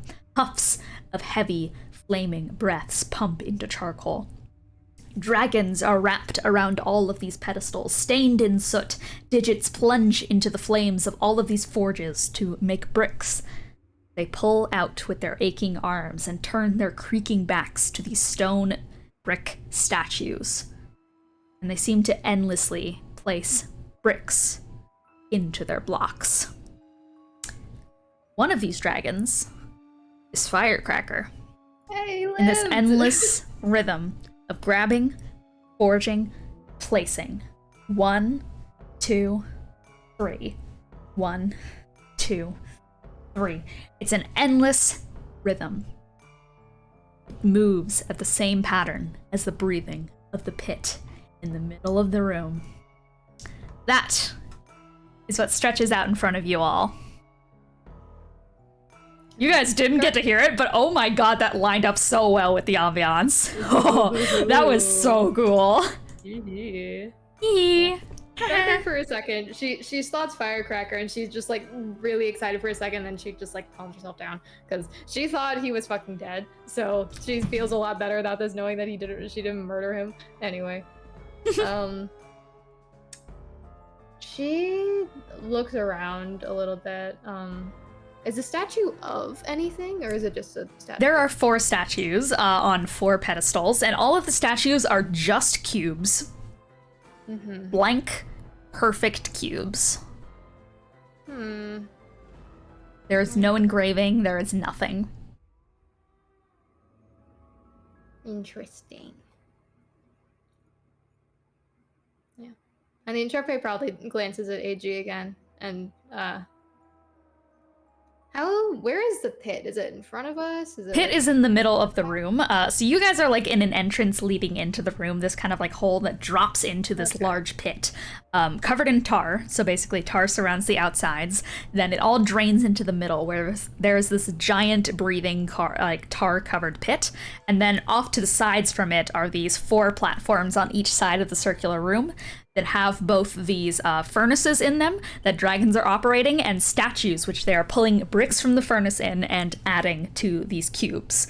The cubes always stay the same size, and they always seem the exact same, no matter how many bricks the dragons seem to put into the statues. Yeah, sure. Arrows just like takes a step off the platform and like slides down the tar. Ooh, okay. Yeah, so arrows just, you drop into the pit, and kind of like land on top of it. Are you actually going to land on one of the pits, or do you want to land on one of the platforms? Platforms are above the pit, right? Yep. Then yeah, platform. All right, so you drop down onto one of the platforms, and next to you is the dragon Firecracker, the one that you actually fought up above, but he doesn't seem to be as chaotic as he was before, as he just completely ignores you and keeps reaching into the flame, shooting firecracker breaths into the fire that are much weaker than before, and then pulling out newly formed bricks, turning around, back cracking as he places them into the statue. Eris is just watching, mostly because pretty firecrackers. It is just an endless rhythm. You watch alongside them, head kind of like nodding along to it. If you are just watching this back and forth, I want you to roll a wisdom saving throw. Oh boy. Oh no. That's pretty good, actually. 16. 16? I think you're able to almost like realize in this moment that you are paying way too much attention to this process. And I think for just this little second here, you manage to snap yourself from that aura of apathy. So you feel it wash away from you as you are feel this rising in your chest, a rise of inspiration of, oh, why am I looking so deeply at this? It's almost like the firecrackers, they bring a little melody into your life once again. It sounds like drumming.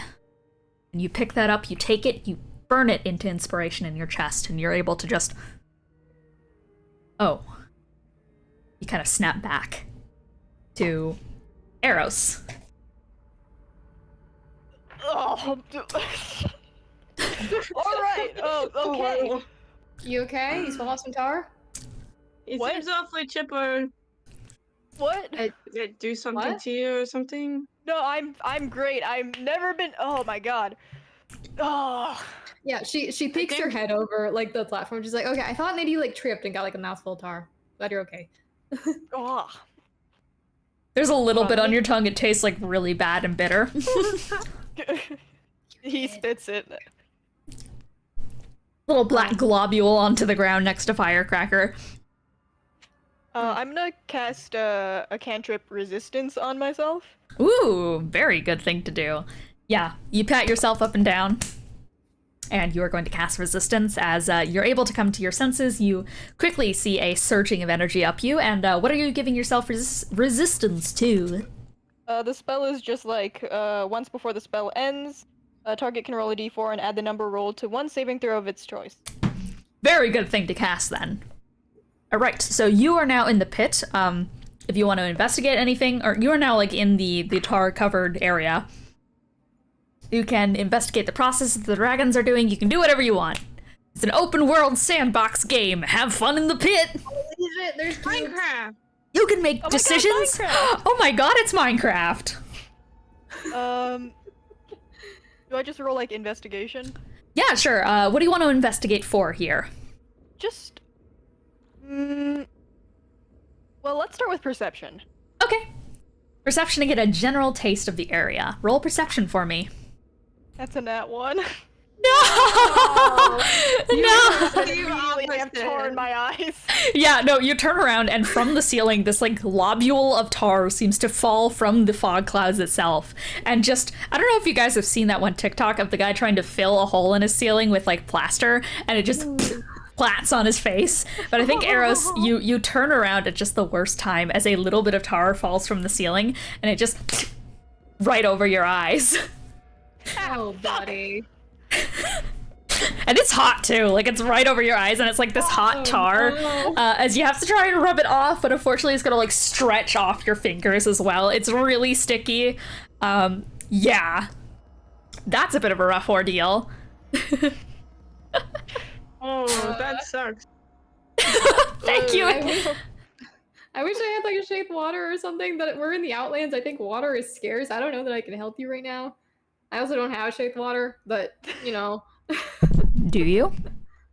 No. Okay. Do you want to? It would be great if I did. Is but tar I don't think I do. flammable? I can just light it on fire and turn it no, off. I'm it's still already here. hot enough. He's pointing well, very wrongly at you because he can't tell where the fuck you are. Yeah, he just points to the other side of the room, just like at a random wall. Sharpay. Well, if I Oh. burn it off. Sharpay, do you want to get this tar off of Eros? I mean, yeah, I want to help them. I just don't know what to do. Roll Arcana. Okay, I can do that. I got tarred. 14? 14?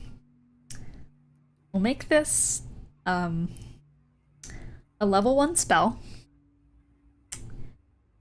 Shape/create tar.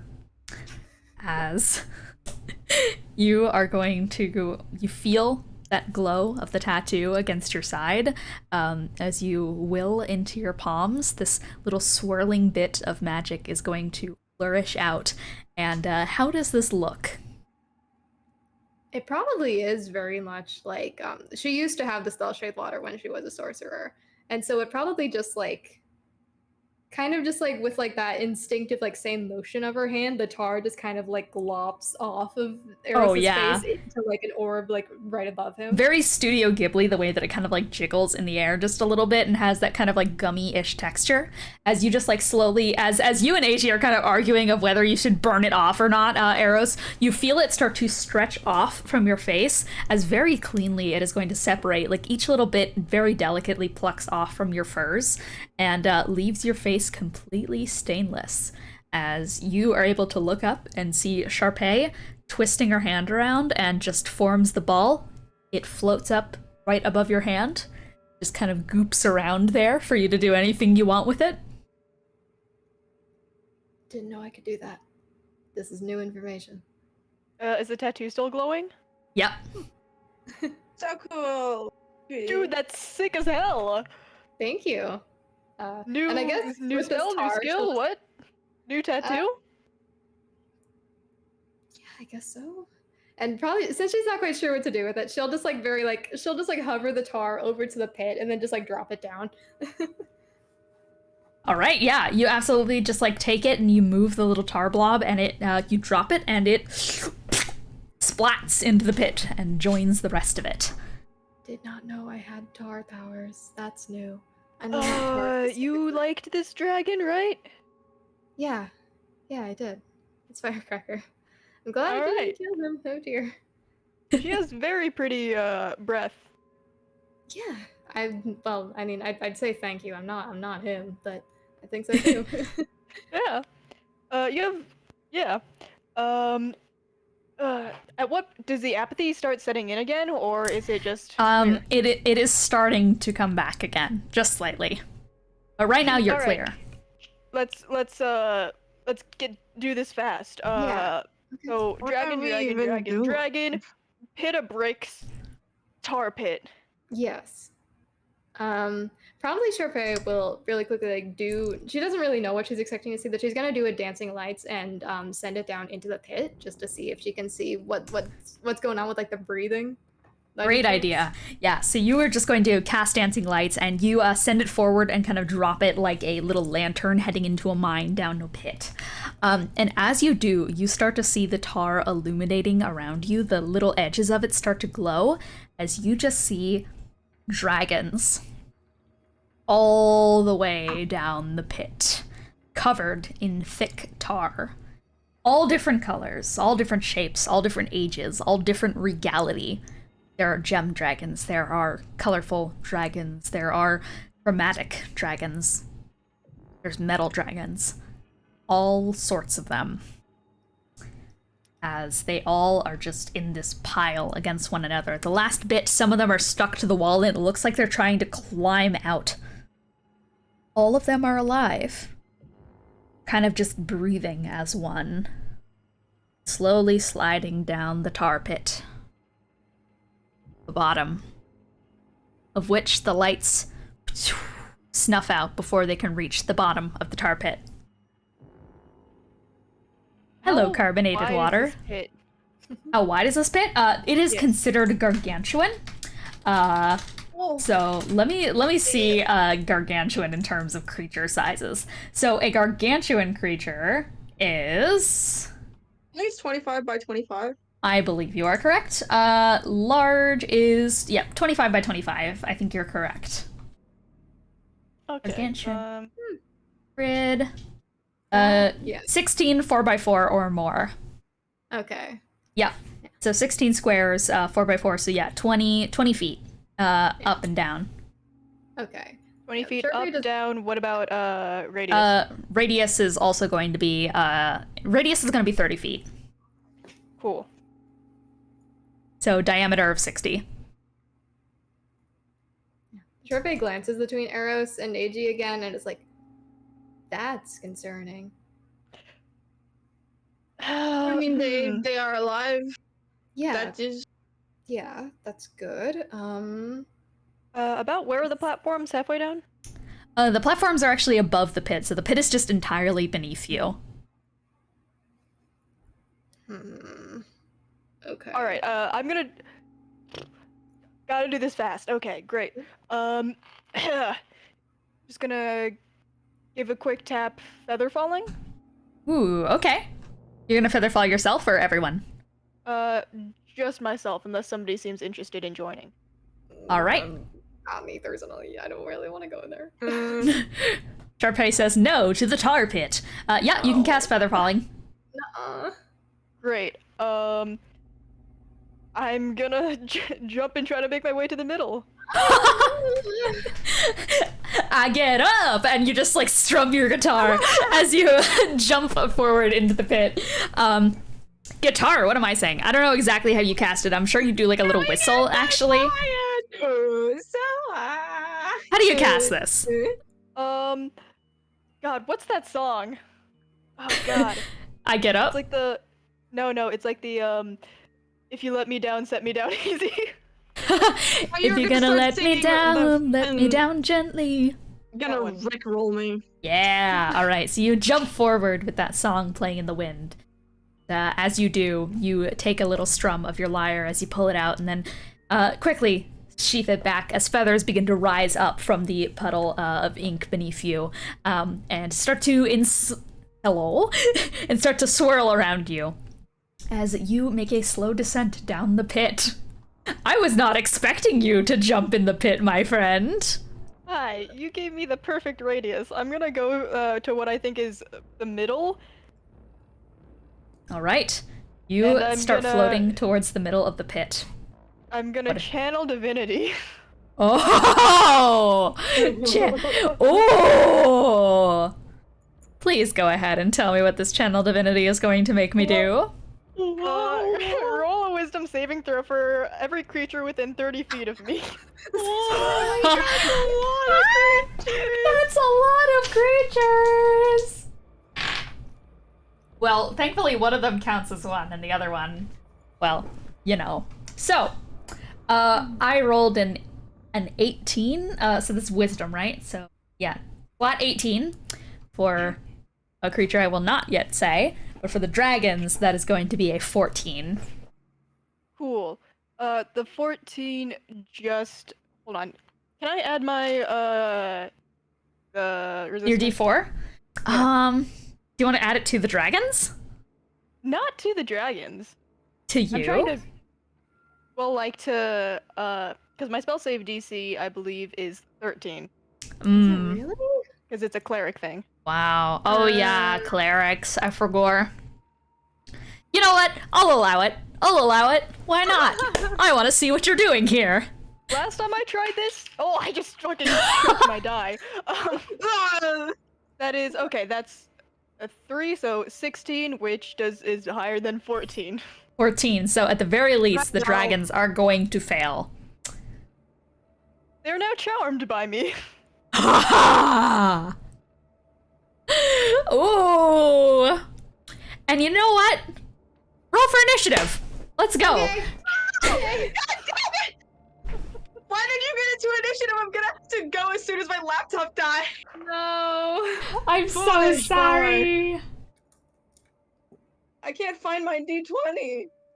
It's so dark. Okay. Darkness. Oh, I had to roll against me. Against myself, because I rolled the same number. Okay.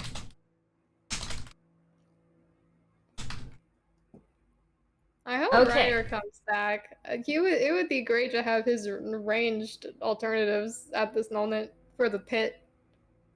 Yeah, I was not expecting us to be down so many players in the halfway mark. So, That is okay. That is you okay. know what? We live these. It'll be fine. Please roll Nothing against bad me, ever happened. CC. Oh. Roll against me. Yep. Oh, okay. Yeah. It's my honk noise. 18. Okay, after Sharpay. Okay, so allow me to get up the battle music as we are going to begin initiative. Oh boy. All right. I get an initiative boy you really quick. Thank you for initiative boying me. I appreciate it. Yes. Okay, so let's start out strong. Woo-wee? Woo-wee, all right. So, we are going to start off initiative by starting with the dragons. So, You have charmed the dragons, so they are currently, let me quickly check the charm condition, because I believe it is a little bit different to, like, dominate person. I cannot attack the charmer or target the charmer with harmful abilities or magical effects, and I have advantage on ability checks to interact, you have advantage on ability checks to interact socially with the creature. So, the dragons in this pit, kind of collapsed against the wall, are going to start looking around just slightly as you start to hear a bunch of draconic voices just going like, what? Where? What? Down this pit? How did I get here? I don't know who, but I'm going to find who did. And you start to hear as this kind of rising tension is going to bleed through the pit as it's a bunch of hive mind voices beginning to realize, oh, we've been stuck down here. But beneath the pit, you start to hear something churning. Just slightly. Why struggle? You guys might... Sorry. What'd you say? Why struggle? You can't escape. And this person in front of you, oh, they're just trying to manipulate you. It's all the same. Power corrupts. Just give in. You don't have to fight. Just give in. Nothing matters. Yeah, so the dragons are currently, like, since you're the only person actually in the pit right now and they do not have an ability to move where they currently stand, they are not going to do anything considering they are charmed by you. But that is going to bring us on to the next person in initiative, which is the person making the noise from down in the pit. So, whenever a creature starts their turn within 60 feet of the apathy, they have to make a wisdom saving throw.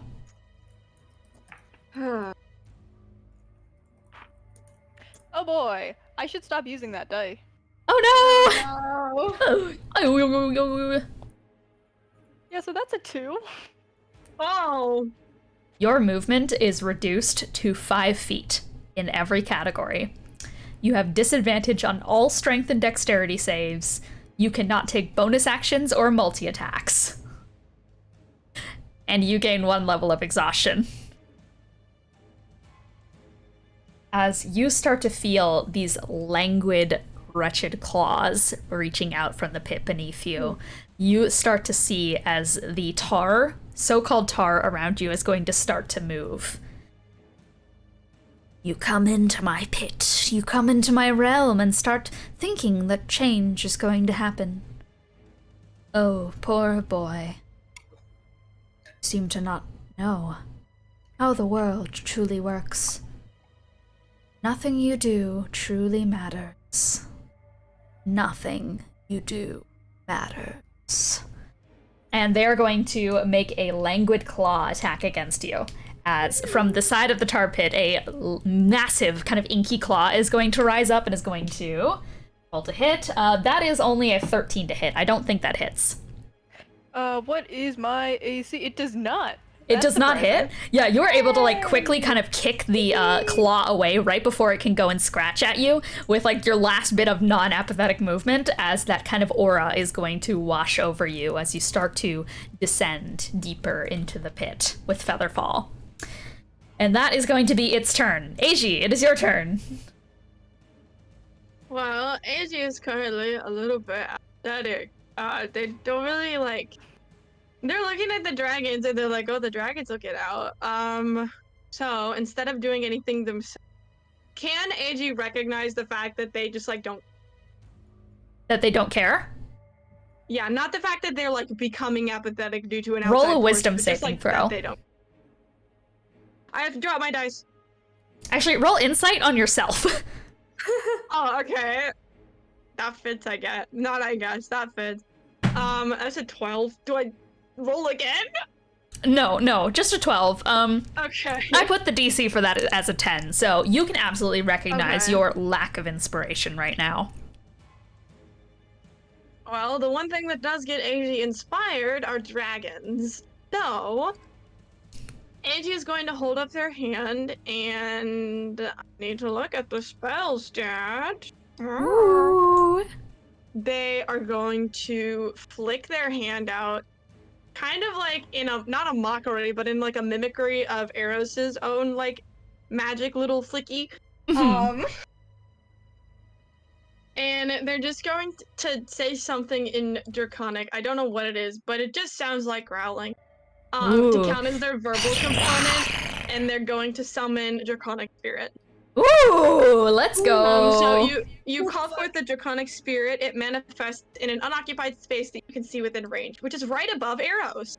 Ooh, all right. The corporeal form uses the Draconic Spirit stat blocks. I have that pulled up. When you cast a spell, choose a family of dragon. I'm gonna go with bronze. Creature resembles a dragon of the chosen family. Yada yada yada. The creature is an ally to you and your companions in combat. The creature shares your initiative count, but it takes turn right after mine. So basically, I make commands during its turn, and it just counts as its action. Perfect. All right. So yeah, you let out this low growl and you flick your hand to the side, and from inside the pit, it starts off as a tiny like purple lightning bolt and then outstretches itself and curls into a giant copper dragon that is going to spread its wings out right above you, Eros. And what is it, that is your action. So what are you gonna do? I am going to have it. So okay, first of all, I need to write stuff down for like what its stats are, so give me a second because there's a lot of stuff that like determine that is based on based Draconic Spirit. Based on what? Based it's level 5, so its AC is 19. It's HP, I believe. So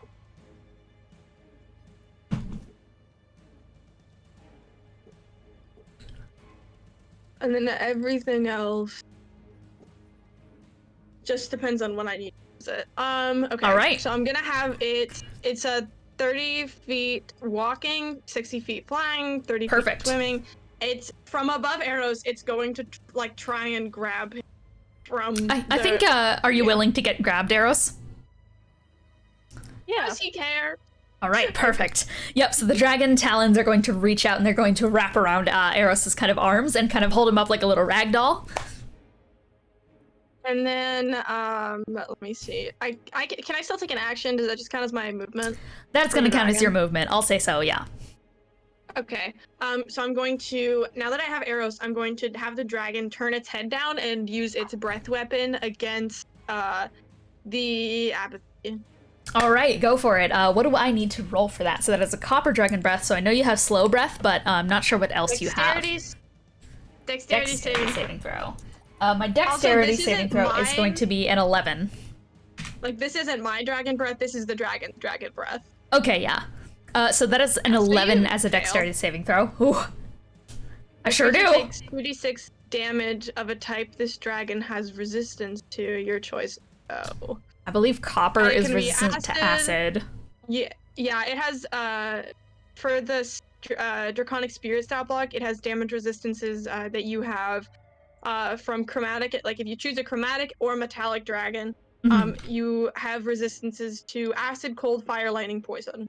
Pog, okay. So what would you like to do? It is tar. I'm trying Does appear to be use tar. my brain.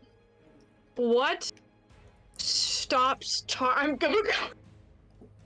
I can't wax it. What stopped tar? It's going through your mind palace right now, like flipping through the doors of all the autism hyperfocuses, trying to find what break tar, what stop tar, what element stopped the tar. Tar is flammable, but I think too much so to where if I lit it on fire, Eros would get a lung disease.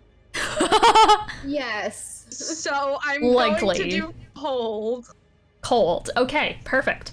All right. And then it's, 2d6 damage. It's not that much, but it's enough to be like, a problem. It's enough to be a problem. It's just a problem. That was a 6 and a 5. That would be 11. Ooh, that is going to be 11 points of damage as, you just grab Eros like a little rag doll and start to... The dragon starts to flap up and out of the hole with Eros again as it is going to retch out this massive ray of frost down the bottom of the tar pit. And because it is a radius, I think it just does hit the dragon pit as well. They are also going to take some damage. I have disadvantage on all decks. It's the Dragon Tar Pit. They got a nat 1, so they are going to be taking 22 points of damage. But that's okay. They have resistance to cold, so that is going to be halved to 11 for the Dragon Pit as well. So, yeah, this cold breath is going to kind of freeze a little bit of the bottom of the rose, and it kind of like flash freezer burns a little bit of that tar that starts to crawl up onto some of the dragon legs. Some of the smaller dragons at the bottom of the pit are going to just let out these like massive cries. As from the bottom of the pit, the apathy does not seem to have any reaction to such an attack. So, Okay, That is Gaymer, so Are you about to die? unfortunately, my battery is low. Mostly because my laptop. But AJ, the last thing AJ is going to say to the Draconic Spirit, you have my sheet if you need to roll anything. I sent the link for the spell.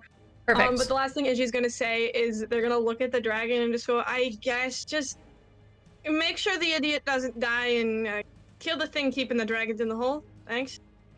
All right, And then I perfect. dismiss it. I will see you guys hopefully later. God, I really hope they fix the power. I hope it fixes in time. Oh no, Sharpay and arrows against the world. Let's fucking go. We've Good got luck. it. It's fine. I believe in you, Okay, let's gamers. go. We got Dragon. this. And Yeah. like 10 billion more dragons as well. Oh yeah, you guys got this. It'll be fine. It'll be fine. Worst case scenario, Cole Radicole summons. So true. So true. It's like with our session 1. Oh no, yeah, it is.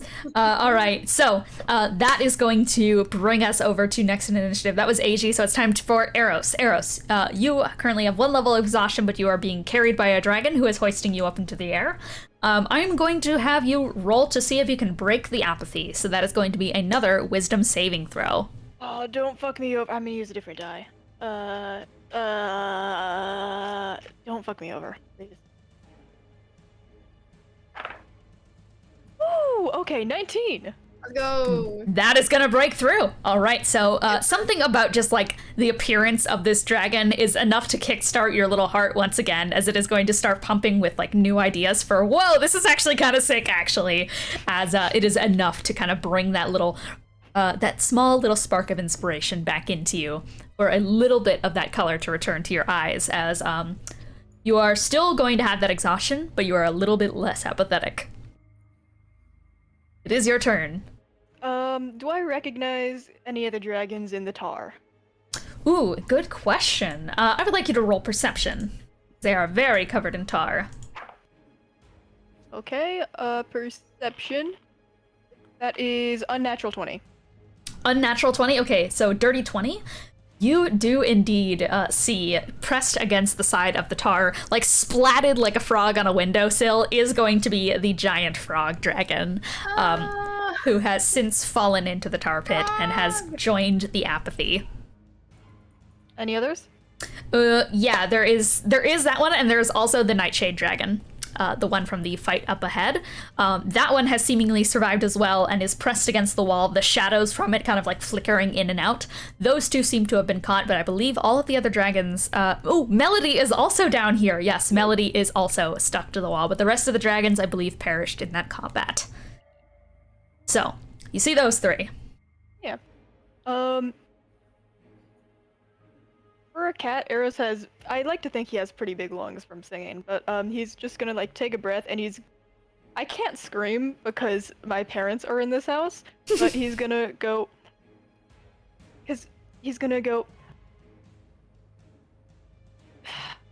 I believe in you. You got this. You do it. Are you guys dragons, or are you just... No, are you just the ash that feeds something... Oh no, this again. Oh. To, like, that feeds something that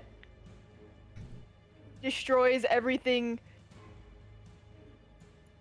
you own, I guess. Yeah. What he says. I like that. When things got Fred, you gotta play on that. It is true. It's a fair plan. The Sharpay is significantly less on board this time because that was 1 dragon. Now this is like 2 billion. And they're all right. gonna be mad. So are you going to try and persuade them to probably start fighting against the apathy? Kind of. Hold on. I just thought, okay. let me pull that up real quick.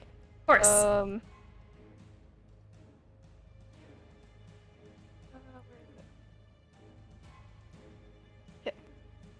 What he's gonna do is he's gonna give those 3 dragons inspiration, and then a random one to a 4th, probably a powerful looking one, because, you know, they need it. All right. Inspiration to those, and he's gonna immediately just burst into a stanza for that. Ooh, perfect. All right. So, yeah. So you just like let out this kind of like war cry to the rest of the dragons. I so have a song for this, actually. That's what I was pulling up. Yay! Let's see. I don't know if this is egotistical, but my brothers, the rest of our fleet, they wait at the beach, and if we're defeated, they're good as dead. Straight ahead, that is who we're fighting. Let's go! All right. Hell yeah.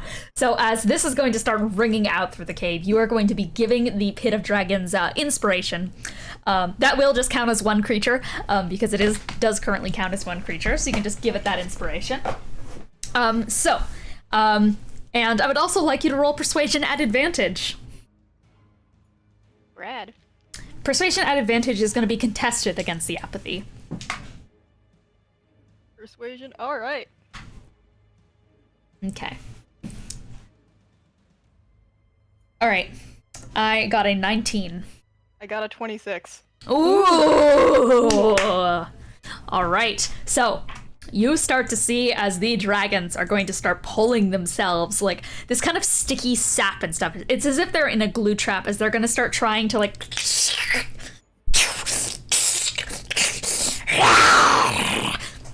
You hear the roars of the dragons as all of them start to tear themselves from the side, just starting to wriggle themselves free as quickly and as powerfully as possible, as they are just indeed burning with this intense fury, as you hear nothing of the Apathy. That is going to be your turn. You have given them a major point of inspiration. And the dragons are no longer charmed. They are no longer charmed. All right. Sharpay, your turn. Okay. Kind of in a moment of just like hearing Eros doing that again, she's like, oh fuck. What she does is she's gonna use her Mask of the Gravitor just a little bit, just to get a little bit of that hover speed so that she can like go over the platform without fucking falling and dying. Got it. It's very much like a kind of JoJo pose moment where like her heels lift off the ground a little bit and she just like bends over so that she can Let's go! She is going to take her Whisper and she is going to try to shoot straight down. All right, yeah, you lean over the side and you take your Whisper, you draw it back and go ahead and roll to hit. Okay, I'm hoping at least one of these will work. Is this further than 150 feet? No, it's not. Okay, good. Okay, then it's not a disadvantage. I'm good. Okay.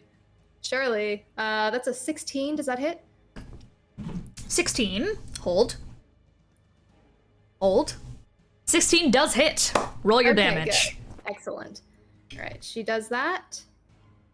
That is 10 damage, and she is going to use her bonus action to spend a Glamour point to try to cast Fairy Fire.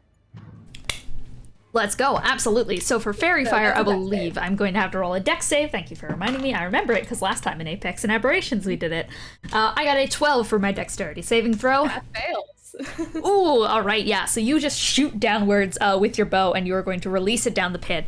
As you see the dragons beginning to unstick themselves from the like thick tar wall, as all of them start to growl and their teeth begin to gnash against one another. As they are just like all kind of pushing against like they're pushing with the beats of Eros' song. As you are just going to lean over the side and shoot an arrow down that kind of erupts into this glittering fairy fire as it starts to head down the pit and is going to stick into the Apathy, which will indeed light up all of the tar in the room. All of it. Okay. That's what I was curious about. And the 4 cubes against the room as well are going to glow twice as bright. Yeah. She will, with equal volume to what Eros just did. That is who we're fighting. All right, let's go. You guys were here for a fucking mission. You guys are like, all right, fuck this Apathy. We're not playing along with it. Let's get this guy. Let's fucking go. And I got 2 more shots, and now they're at advantage. Yippee! So Ooh. I guess for fun, I'll do another one down into the pit, and then You know I'll what we try like to another say one here. too. Do it again. Yes, that's what I like to do. So. All right. Into the pit. You're going to shoot. That's a 13. Roll. That probably doesn't hit. Ooh, 13 does not hit. Okay, that's all right. I rolled a 4, so I'd take what I can get. At advantage, question mark? Oh, I forgot to do advantage. Well, I rolled Yeah, I a was gonna 3, say, so you all right. You got a L. 2 and a 3? I got a Amazing 4. job. You're doing great. Well, I fucked it up in the pit, but cube. Surely the Cube. Cube. Surely the cube. There we Surely go. the That's a 22. cube. 22 does hit. Go ahead and roll that damage for me. See. Okay. Another 10. So it was 10 to the pit and 10 to the cube. 10 to the cube. So, you are going to fire off your arrow into one of these little cubes. As you do, the cube, for just a second, this one made of like these dark black bricks, is going to flash pure white with kind of this glimmering black outline to it that is then going to extend outwards as just like a pulse through the room. I would like everyone in the room to roll me a wisdom saving throw. Oh, okay. Is this a spell by any chance? It is not a spell, it is just an aura. Man, I suck at wisdom saving throws. To be fair, he did drop into a pit full of tar, so he's not the wisest. That's true. That's true. Tar does shit to your brain, done it. Done it. You know how it is. Praveen. You're doing it, Praveen. You're doing great. Why do I keep forgetting Praveen is here? I'm so sorry, Praveen. I'm here too. In my head now. Let's go. It's a good song. It's a good song. Ooh. Okay. Both Eros and Sharpay, you guys are going to take a level of exhaustion. Am I at 2 now? Yep, you are at 2. Oof. As you just hear ringing throughout the pit. Is it me? Am I the one you're trying to beat? After all I've given exhaustion. you. Purpose. The only purpose you'll ever find. World that never changes. A job that never changes. No. I don't think that's how it works. That is going to be what kind of rings out throughout the cave. As you hit onto that cube, that all kind of just like pauses reality for just a second as that pulse goes out, and you kind of just like feel those thoughts project into your head. All right, as you guys are going to take levels of exhaustion. Sharpay, is there anything else you're doing on your turn?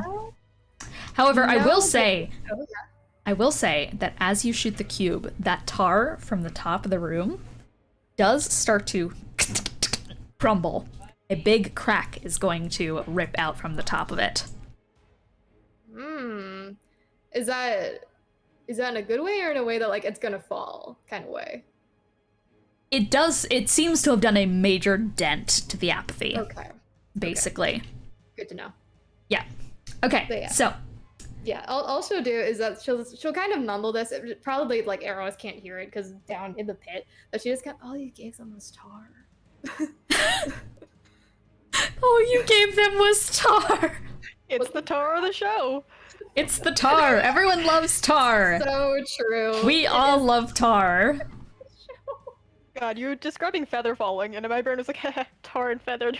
Yeah, I thought Yeah, about that too. I was like, yeah, oh, no. literally, That's what literally. All right, it is Praveen's turn. Praveen is just going to like look out from over top and is going to just kind of like scan out from where her vantage point is, which is currently like still above the pit. And she's just gonna like she's pacing back and forth, unsure of fully what to do. And she's like, okay. Cubes, yes or no? Yes, cubes, I think. Yes, cubes, on it. All right, and she is going to kind of like, she brings her head up to her eye and she kind of swipes it to the side, and her eyes flash this kind of radiant like green color, the same as her daggers, which she is going to pull out and flip out, and she is going to basically Hunter's Mark onto one of the cubes, the closest cube to her, that being the one that Firecracker is currently defending. So, Hunter's Mark, that is a bonus action. You do 1d6 extra damage to the target when you hit it with a weapon attack. Alright, and she is going to just completely jump down from her vantage point, which is like a 30-foot drop, so she is going to take a little bit of fall damage from this, but it's okay, her old knees can take it. That's fine, her knees can take it. Her bones, they're creaking. Her bones can take it. Yep, she lands onto the ground, like, kind of on the same platform as you, Sharpay, and just... Ugh, fuck. But then we'll, like, slowly get up. Yeah, she's like, yep, just old. And you hear her joints kind of popping as she slowly gets to her feet against the side of the platform. And she is going to flip out her daggers and is going to stab them into the side of it. This is the same one that you are attacking, so she gets to do assassinate, because this is basically sneak attack. Ooh, hey. All right, so rolling to hits.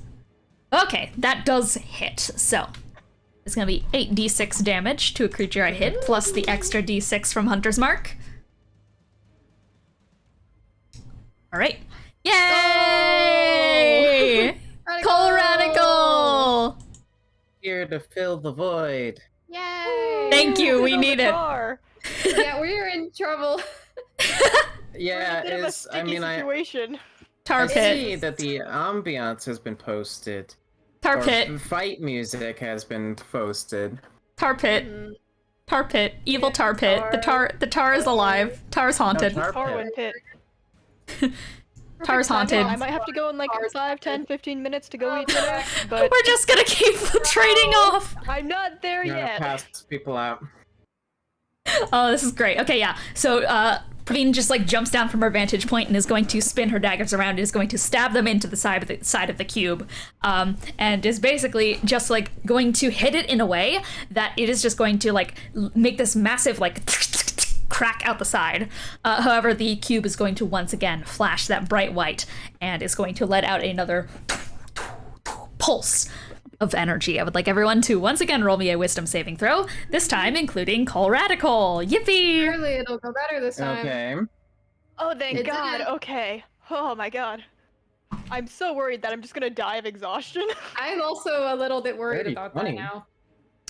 Okay, so both Ryder and Eros are not going to take a point of exhaustion as this energy wave pulses out throughout the room. However, Sharpay, you are going to take another level of exhaustion as it's going to like just reach out throughout the room.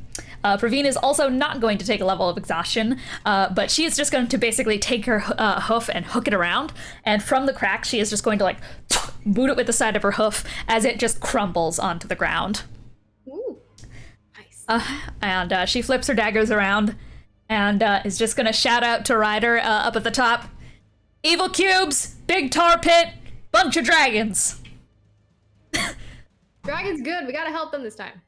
That is only like half the info I need. All right, yeah, she will just go, we'll get to it when we get to it. I do want Ryder to roll into initiative for me. Hmm. And Sorry, we I'm will, eating funnel cakes, so I see apologize. you eating them funnel cakes. Have a good time with that, Gaymer. I want a phone. It's pretty good. You can have a funnel. Here's a funnel cake. Yay! Treat? Yay, a treat. I didn't even. She funnel on my cake to life. Ryder, fast as fuck. Right, put Ryder at the Actually, top of technically, initiative. It technically should have been 27. Oh, Well, put him Actually, no, up there. 28. Put him on the but, board. Put him on the board. I will update it to reflect that. All right. I'm too good at initiative. You are. My God. So yeah, that block is going to just fall apart. And from the top of the room, you actually see as all the way behind this particular platform is going to be just like these cracks in the wall that go all the way down the tar, as the tar is just going to kind of like for a second solidify like that oobleck texture from before, but is then just going to melt and drip from the wall down back into the pit as it kind of slithers into that, and the pit is going to kind of like gestate just slightly, is just like kind of glows for just a second in this dark light. From there, however, Firecracker is going to perk up. What did you do? What'd you do? That's all I had. That's all I had! As Firecracker is also going to join into initiative. Alright, and Firecracker is going to be after Ryder. That's 27. Firecracker. Or no, not 27, 26. Okay, so bringing us back to the front of initiative, we now have Ryder, and to better explain what is happening, the party got past the dragon, the big old dragon in the hallway, and then they decided to go a bit further, to which they found a room that has a giant 60-foot diameter pit that just goes all the way down. It's covered in tar, and a bunch of dragons are on the tar. They have currently decided that the bottom of the pit is where the apathy is. However, they also discovered that these, okay, it's so hard to describe, but there are these 4 platforms on each side of the room. It is a circle room, platforms each side, kind of making a box. On these platforms, there is a pedestal. On the pedestal, there is a cube. On each of them. Okay. Behind cube, there is furnaces, and there are dragons on each of the 4 platforms making bricks in the furnace to add to cube statues. Okay. It sounds like a riddle where it's like, which one of these is the green cube if the blue cube is next to the red cube? And I thought you guys were going to investigate the cube process more, but Arrow saw a pit and said, is anyone going to jump in that? And then did not wait for an answer. Yeah. We're efficient. You guys are, to be fair, you guys just speed running through getting past the apathy. So, in the pit, bunch of dragons. Arrows basically has freed them by inspiring them, but they're still like trapped in tar right now. On fire tar. Is the tar on fire? Not yet. Oh, right? I thought you hit it with the fairy fire. Fairy fire is not fire. No, metaphorical. Fairy fire is glow. It is glowing. So yeah, big room, lots of tar, cubes. Praveen just destroyed a cube. So all the attacks have advantage. Except it doesn't, because Ryder can't see it. Ryder can't see fairy fire, so it doesn't affect him. Unfortunate. Distinctive lavender scent of fairy fire. Gross. Oh god, no. I don't think he can. I'm actually an active Oh yeah, no, the spell specifies if he can see it. That's too bad. It does. I know that because in Apex and Aberrations we also have a blind character, Jinyan. And we used fairy fire last session and she didn't get advantage, so... Oh man. Oh, sorry. Man. The spell is ableist, I'm sorry. We're sorry. We're sorry, Ryder. They gotta invent fairy fire for spell. Alright, Ryder, it is your turn. You are currently not being affected by apathy because you haven't gotten any exhaustion yet. So, you're gaming, basically. Okay. So, from what I understand, are we Ender Dragon fighting this, and that we kill cubes? I believe that is what... God damn it, it is the Ender Dragon. You guys were making Minecraft references earlier, but it's true. Praveen just shattered a cube, and it seemed to do a good amount, so I think Praveen will shout up. It blows up when you hit it. Praveen will go, okay, I mean, that seemed to do a chunk. The only problem is, you know, burst of tired. Up to you. I mean, if that's where... Yeah, I'm do pretty we have any other options? There's also the pit. Pit or cubes. Pick your poison. What does the pit give us?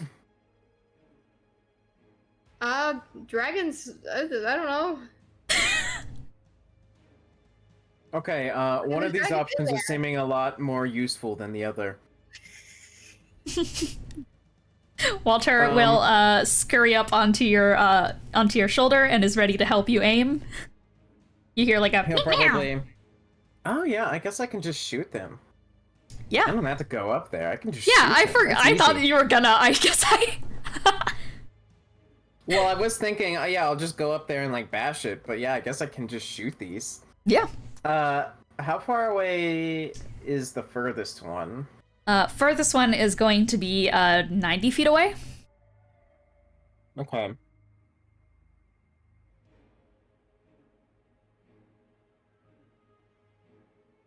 My long range weapons are very long range, and so yeah, it's a little bit of a problem. Mm-hmm. 'Tis the issue. What about the closest one? The closest one, so there are two that are like equidistant from you because the closest one has been destroyed, and I would say that both of those ones are about 30 feet away. 30 feet, okay. Got hair on me. Well, I mean, I suppose that if one of them's 90 away, I can use my lock and key gun. So I might as well do that. I need to refresh myself on what the shadow enchantment on this does. Oh, I forgot about the enchantments on our guns and weapons. Yeah. You guys pull them out at the wildest times. I never know when they're coming. The thing is, I have it marked, but I don't have what it does. Let me go ahead and open up the document from ages ago. Shops, inns, and more in Threadwire. You got it from Threadwire, if I'm almost not mistaken. Shadow. Something like that. Shadow Warper Arrows. Shadow Churro. I was trying to look Liquid for it, Shadow. and I found when I posted a Twitter post where someone drew Shadow the Hedgehog dressed as Ruby. That's not bad. Ruby. So I found it.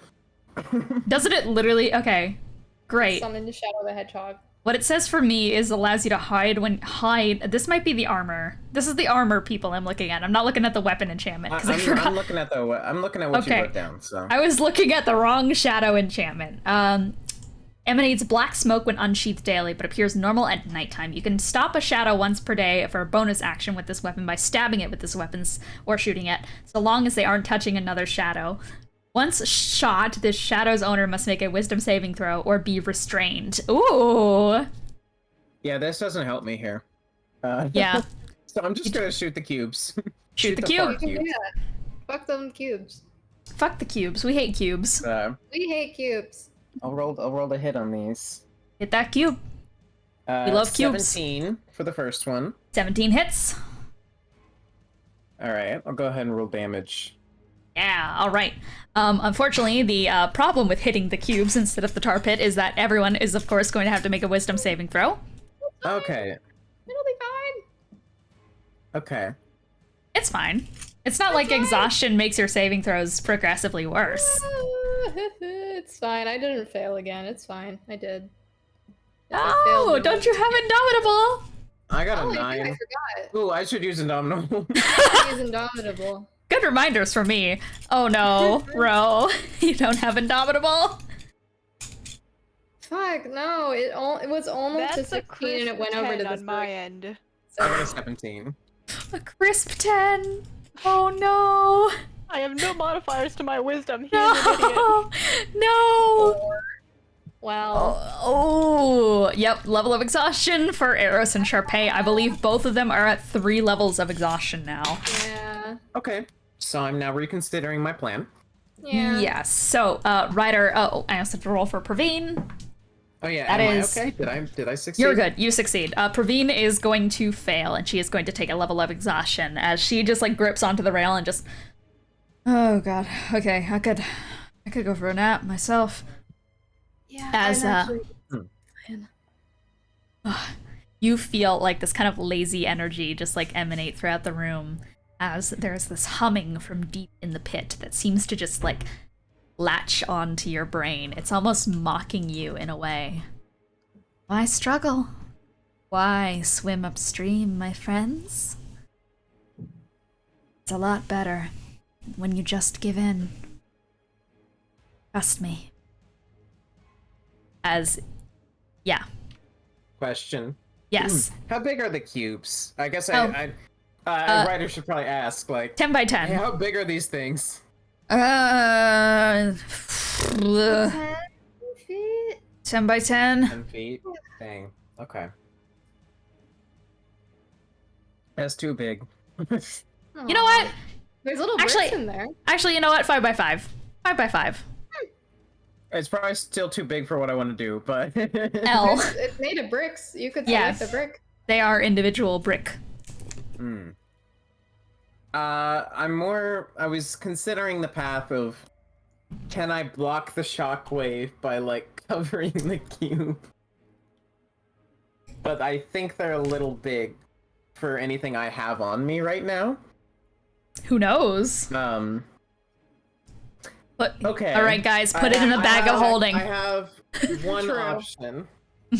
I think I have one, like, One. feasible idea. What? How big is my pot?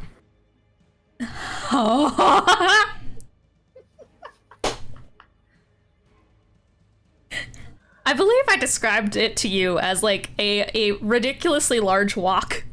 At the very least, I described it to you as like hilariously large and like very cumbersome to carry around. So theoretically speaking, I would say like it's a big pot. Like, you know, It's got a lid too. this big or so. I think Ryder doesn't have an exact idea, and he's gonna go over and try.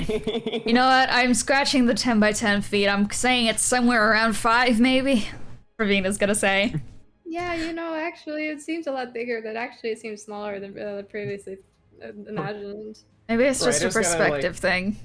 Ryder's Yeah. gonna pull out the like wok and the pot in front of him and just kind of like feel around it, and he has no idea how to measure this thing. He has no sense of how big this is. But he's just gonna say to Walter, "Okay, point me towards the nearest one." So you do actually have to. You're on like a ledge that is above all of the pit stuff, so you do have to like slide down the ledge. It is a 30-foot drop, so you would take a little bit of fall damage, which I believe is just like 1d4. I mean, if I can get where I want to be, then I'm good with that. Okay, cool. So you're gonna take 1d6 bludgeoning.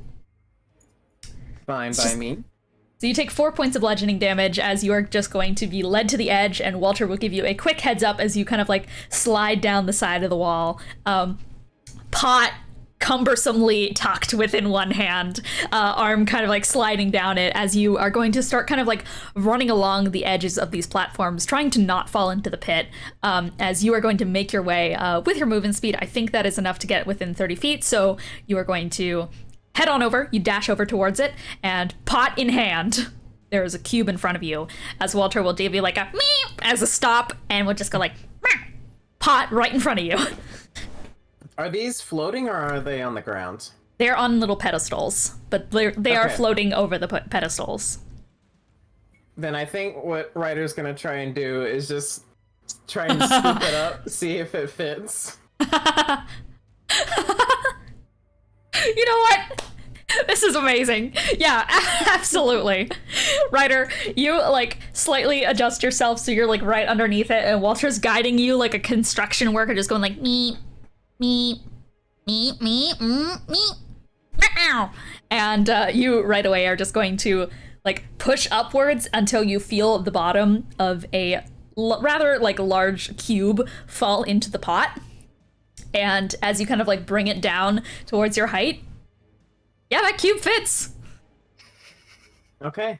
He's gonna set the lid on top just to make sure. That's Thankfully, what he's it's doing. one of those large lids that like goes up in a dome too. Okay. So you like shove it in, and you're not sure if it's gonna hit the top of the. If you're not sure if it's gonna cover it all the way, but by the time that you get the top of the lid on, by God, you got a cube in a pot.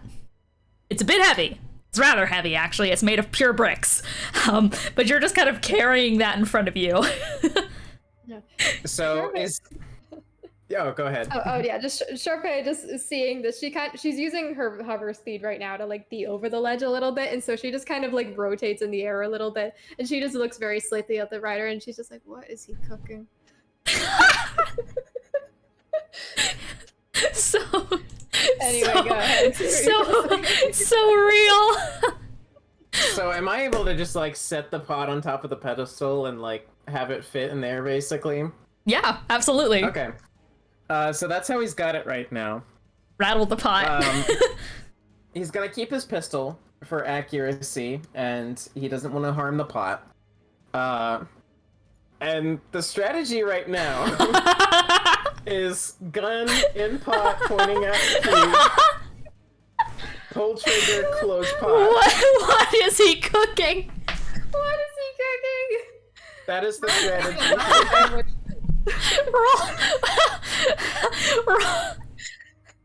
Roll to hit. Okay. That is a 25 to hit. That hits. Okay. And then I want you to roll sleight of hand. Okay, I'm rolling damage as well. He does not have advantage. He can't see the fairy fire. He can't see shit. I forgot. I'm sorry. Strangling you. I'm sorry. I will go ahead and say it's 13 damage. Ooh. Okay. And sleight of hand is 23. God fucking damn. Ryder,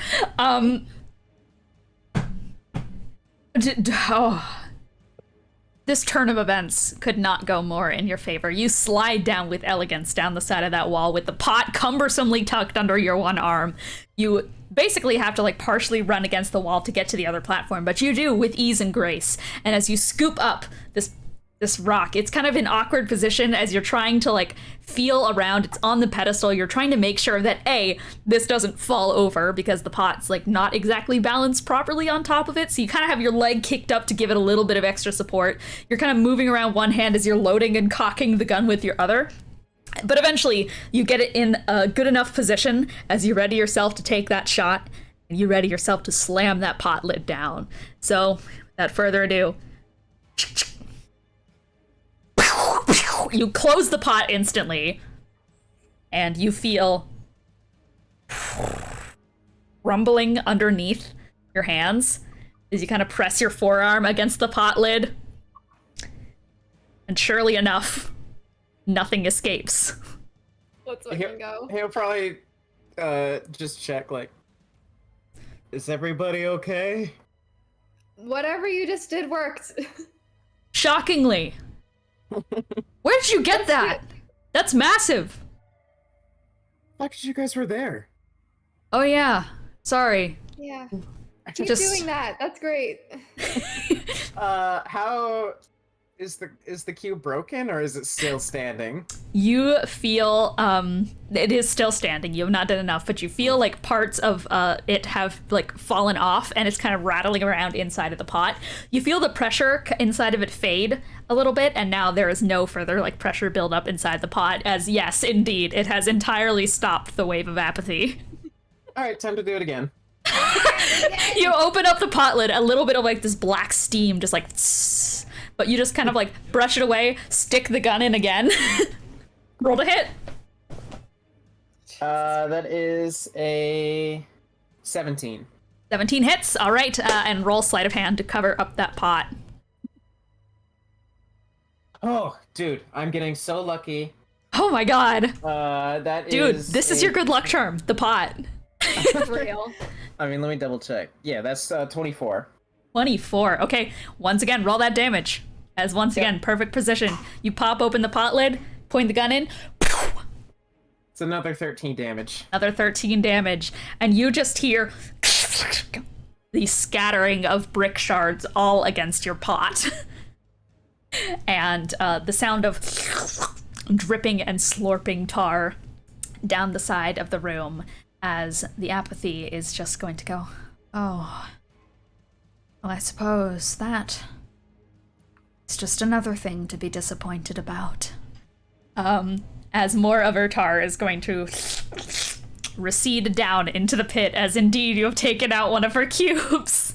Let's go. Perfect plan. Eating good No tonight. pause. The It's dragon. a good plan. The dragon guarding it. What was he cooking? The dragon that was working on said cube, the one who has been, like, at this point, just in a constant rhythm next to you. Did I describe that there were dragons on these pedestals, like, also messing with the cubes? I mean, okay, right. I think so, because I know the other one got mad. Okay. It's a young ice dragon next to you. And as their hand reaches up to the pedestal with a brick in it, as they try to place it into the cube, they instead donk the pot with the side of the brick. They drop it to the ground with their talons and are just going to... Where did it go? Where did it It's go? inside. It's inside. Why? Why? I needed that. I needed it. Hey, you don't know what it looks like in there.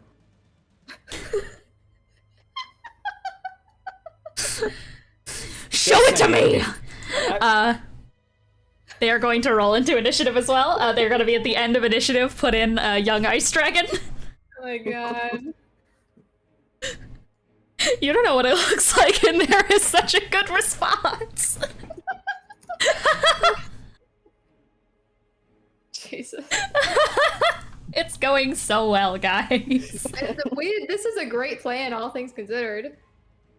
Hey, Did it? no one's got an exhaustion, and another cube's okay, well, there was one It's exhaustion. There was one exhaustion, but a cube's destroyed. Ingenuity over here. He's the smartest character in Curse at Once. You gotta make them. You gotta make the most of the little you have. You told me the second you got that pot that you were gonna use it for something, and I could not be more delighted at what you were cooking. All right, Firecracker's turn. So it was Sharpay and Praveen who broke that particular cube, and behind you, you hear just the no, it's all I had. As Firecracker is going to dart towards you with impeccable speed and is going to do a multi-attack. It is going to attack one hit against Sharpay, first of all. Hard to see with these dice. That is a 16 plus 4, so that is going to be a dirty 20 to hit. Okay. Okay. Hey. And that is going to be 13 points of piercing damage, as it is going to just like he chomped into your side with his breath, and it's just with his mouth, as it just like unhinges and is going to chomp towards you, and he is going to like raise you up against the ground and start trying to slam you down onto it. His movements are kind of like slow and sluggish as he does so, and then he's going to raise up one of his claws and is going to dig it deep inside of your side. Deep inside of your side. 17 plus 4. Does that hit? Yes. Yes. All right. And that is going to be a claw attack. That is less damage, thankfully. You're going to take 4 points of slashing damage, and then for the final multi-attack, they are going to get up, and they are going to turn around and are going to take a slash at Praveen. But it's not going to hit. Praveen is going to step off to the side and go, "Whoa, hey now. I mean, really? A cube? I just don't see the appeal, man." As she raises up her hands in a surrender. Yeah, Firecracker is just going to like lash out at all of you guys. Tail kind of snapping in the air, almost like a whip, as it just slaps against the ground. As they just go, "No, it's the only thing I had." Can we respond to that? Yeah, you can. Yeah. Sharpay just like, there's like, she kind of just reacts sort of like, ooh, kind of like bored with the injuries. She just kind of tilts her head a little like, "This isn't you. You think that's all you have, really? A cube? I mean, you're better than that. There's a world outside of here. You remember that?" In turn, you just hear, "No, you are nothing without it. You can't even fly anymore." Shut the fuck up. Thank you, Sharpay. Yeah. That is going to be Firecracker's turn. Okay, and that is going to bring us to the dragons in the pit. The dragons in the pit who have indeed been partially freed by arrows. However, they are still stuck to the sides of the pit due to the sheer amount of tar coming inwards. So I think they are going to try and attempt to escape. Like, all of them are kind of wriggling against the side of it all, and you hear just like snarling deep within the pit as well. So some of them are going to begin to start like they pull themselves out from the side, and I believe the first one who is going to escape is going to be this like kind of young red dragon who is just going to like "You'll never take the pride away from dragons, you apathetic bitch," and it is going to rise up into the ground, up into the air with its wings that are still covered slightly in tar. It can hardly fly, so it just flaps them to kind of like climb up the wall just a little bit. Is going to turn around and is going to do a dragon breath down the pit. So that is going to be a dexterity saving throw from the Apathy, which it is going to fail, and they're going to take 56 points of fire damage as the dragon just lets out this blue flame. It goes from like this bright orange and then just like kind of condenses a little bit in size, but the heat just shoots up. Unfortunate side effect of this dragon's own pride and hubris is that it used fire against a tar pit. And the tar is going to catch on fire. So, everyone inside the pit, that being Eros and the dragons, are going to make me a dexterity saving throw. I'm being carried by a... Oh, a big old dragon. I forgot about the big old dragon helping you fly around, so the dragon will take that dex for you. Okay. But I'd say that you also do roll dex. It's just, it's mostly to avoid damage. I get disadvantage for being exhausted, right? Oh man. Yeah. Okay, hold on. What's my dex modifier? That's, 9. Ooh. Okay. It'll be fine. You're going to take 37 points of fire damage, as basically this like tunnel of flame is going to shoot up from the tar pit, as it just all catches ablaze. Like, Ryder, you feel a sudden like flash fire heat throughout the room, pretty close to where you and this white dragon are having their little fight scuffle. As yeah, it just. And some of the tar is actually going to start melting onto some of the dragons that are inside the pit. But it does actually start to get, like, at least slick enough for some of them to start, like, going, like, yeah, let's get out of here. As the dragons are indeed pulling themselves out. That is going to be the dragon pit's turn. So, that is going to bring us to the Apathy. I'm Mr. Discord. What is happening? She dissed on my core till I missed her. So true. Okay, so here's what we're gonna do. We are going to do a nice languid claw attack. So, what is that noise? So, That's I think me when my honest reaction. I think the claw is going to, because basically anywhere that there is tar, there can be a claw.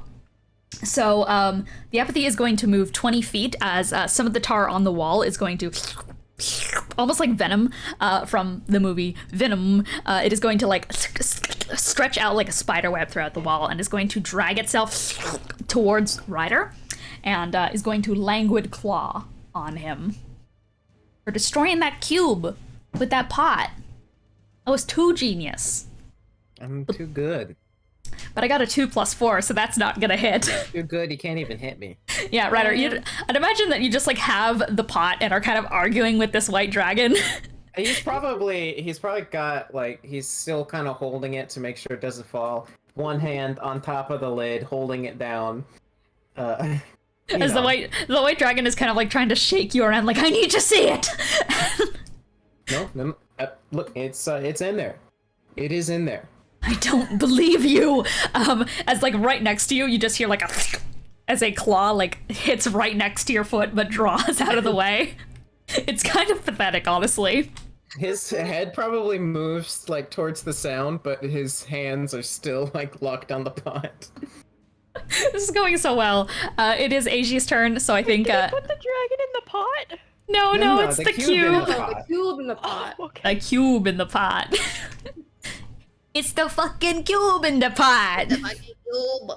The fucking cube. Wait, how big is a bag of holding? That's possibly a smarter idea. Actually, yeah, I think you genuinely, I think you can put it in the bag of holding. So it is Aegis' turn, so Aegis keeping concentration on the draconic spirit. The dragon, the big copper dragon holding you, is going to fly you up and out of the pit, and it's going to use its 60 foot of movement speed, and it's going to drop you off probably right next to one of the undestroyed cubes, the one that was 90 feet away for Ryder's turn, but was much closer to you because you were already in the pit. Damage, at least. Does. And it does, that's its movement. And I can, half the spell's level, it can make a number of rend attacks equal to half the spell's level rounded down. That's a lot. Draconic Spirit is level 5, so that is 5 attacks. Wait, half? Half? Rounded down. Oh yeah, half. Round it down. You're right. 2. 2. Okay. I was like, what? I can't do math. Don't look at me. 10th level? They don't have that. Actually, Aji, I think from above is going to go, so are we waiting for it to be put in the pot, or are we just attacking it? I've lost track of everything. Get the Wait for the pit. Get the pit. Okay, whatever you say. And Aji is going to like whip their kind of hand around and get the dragon to fly upwards and back towards the pit. Unfortunately, that is not going to be a large enough breath weapon to get to the bottom of the pit, so that is going to be the Aji's and therefore the dragon's turn. So, next initiative is going to be Eros. You have been put next to a cube. Are there any like particular dragons that are struggling with the tar? Yes, pretty much all of them. Pick your poison. All right. You said Melody had a really OP breath weapon, right? You remembered, but yes, she does. Great. He's just gonna like very sluggishly just like prop himself up on his elbows, and he's just gonna do like a point, and he's gonna sing something from the same album. Yay! Remember them when the fire begins to... Oh, I'm off tune. The fallen and afraid, we are not to let them die in vain. Remember... Yeah! Yeah. I love it. Hell yeah. So yeah, you point down, you hum out this tune a little bit sleepily, your eyes are struggling to keep awake, but from your hand, magic does indeed begin to spring as what are you doing? Inspiration? Just inspiration, and then I'm gonna just lie back down. Inspiration for Melody, you lie back down. The cube is right above you, as is one of the dragons working on it. It seems to be like almost a silvery type dragon, but this one is a youngling. It is very small, but it is almost stained in enough charcoal to make it look like it's a black dragon. Okay, that is going to be Eris's turn. Sharpay. Hi. Hi. It's me. What's up? Where? Well, I mean... what should I do? I should probably re-up the fairy fire, but I mean, thinking with my brain for a second. I believe in you. You got that brain cell. Yeah, I mean that's probably what she'll do. Is actually, is the tar still on fire? The tar is still on fire. Is there any way I can make it not be on fire? In what way are you asking? I guess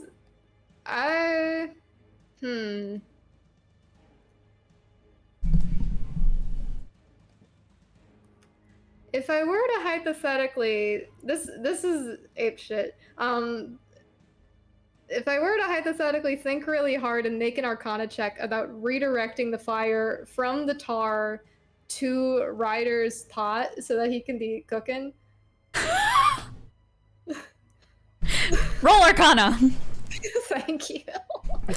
This is what you guys missed out, by the way, on the Sharpay's one shot, is that she kind of has the ability to just poof up spells now. You know, if she thinks hard enough, and she do be cooking. You know the Breath of the Wild animation? Yeah, that's exactly what I'm picturing. Ryder next to it, and it's just like do. All right, yeah. So that is going to basically be enhanced pyrotechnics. So you reach down into the flames, and your tattoo glows this once again, this bright pink flame. I'm gonna say that you only have 3 chances to like make up silly stuff per day. Fair. And it's gonna be within reason. I make the rules. And you reach down, this is basically pyrotechnics anyways, and are just going to almost like lift the flame up from the sides of the char and kind of curl them into this fireball that you basically can just like kind of move around in the air. And as you start to rise it up, it takes the form of like a flaming rose, and you can direct it underneath Ryder's cooking pot. Is that what you're getting at? Yes, yeah. Ryder, you feel heat divert around you and appear and as like a little griddle flame up the side of your pot as you begin to hear the sound of sizzling inside of it as the white dragon next to you is going, no, no. It's brick. It's strong. It's not gonna melt. As you're cooking now. It'll be I didn't know alright. where else to put the fire. It'll be. Oh god, is that your turn, Sharpay? I think that's your turn. I guess so. If that's a spell, yeah. You're doing so good. The She's tar just, pit is just like droopy eyed, just so bewildered that she sees like the pot do a little dance and she's like, Praveen, it's Praveen's turn. There is still more of the cubes left, but she thinks that Ryder has that down packed with the pot strategy going on. Yeah, the pot is real. So I think what she's just gonna do is she's just gonna go like, Ryder, you got this. Oh, okay. This is going so well. All right. I also believe in you, Ryder. I'm gonna give you. I'm giving you advantage on your next roll here. I'm giving you help action, Ryder. So, okay. Here's. It's going well. All right, time for the young white dragon, who is basically like currently still like pacing around you. He's just going like, "Let me see it. I need to see it. Where did the fire come from?" Okay, wait. I need to see it. Ryder can't remember where the others are, so he's just gonna he's gonna gesture his head in a random direction and go, "There's others." But you have the cube. You have the cube that I'm supposed to make. What's wrong with making another? I was assigned to this cube. That is my purpose. Hey, Tar Voice. Do you mind giving them a new assignment?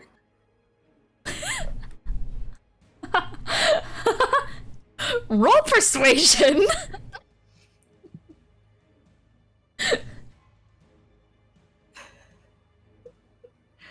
What'd you get? I don't know if that picked up. My voice went like so high pitched. I got a nat 1.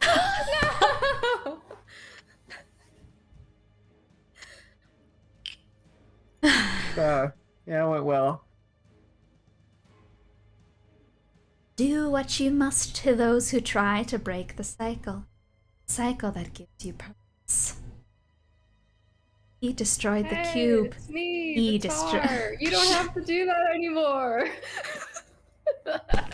It's me, boy. I'm the PS5. I'm speaking to you inside your brain. Does Sharpay actually say that? Yes. Okay. You know what? Praveen does the help action, but I think she could, you know what, recount of what she's actually done. Because I think she's going to be on the ground, and as Sharpay says this, she goes, "Yeah, kid, I'm the tar as well. We got a ton of voices, the tar, me. You really don't have to. You can just chill. The cube's not everything. It's a cube, man. It's a cube." I'm gonna roll persuasion as well, but it's also a nat 1. We are all failing. Do I roll or no?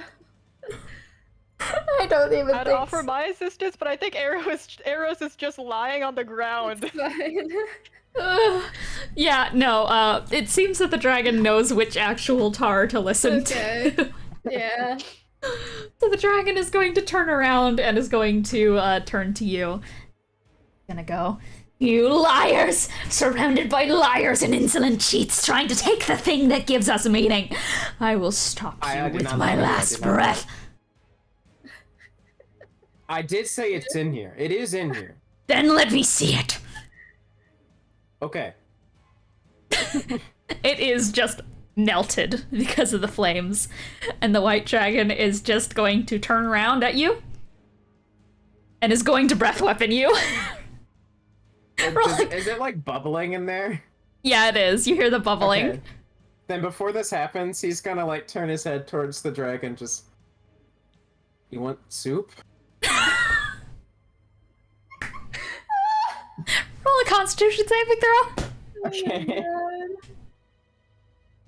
What's It's happening? a last ditch effort. This is going so well. This is supposed to be like the sad apathetic session, but everyone's just being silly. This is how we fight the apathy. True. I got a 24.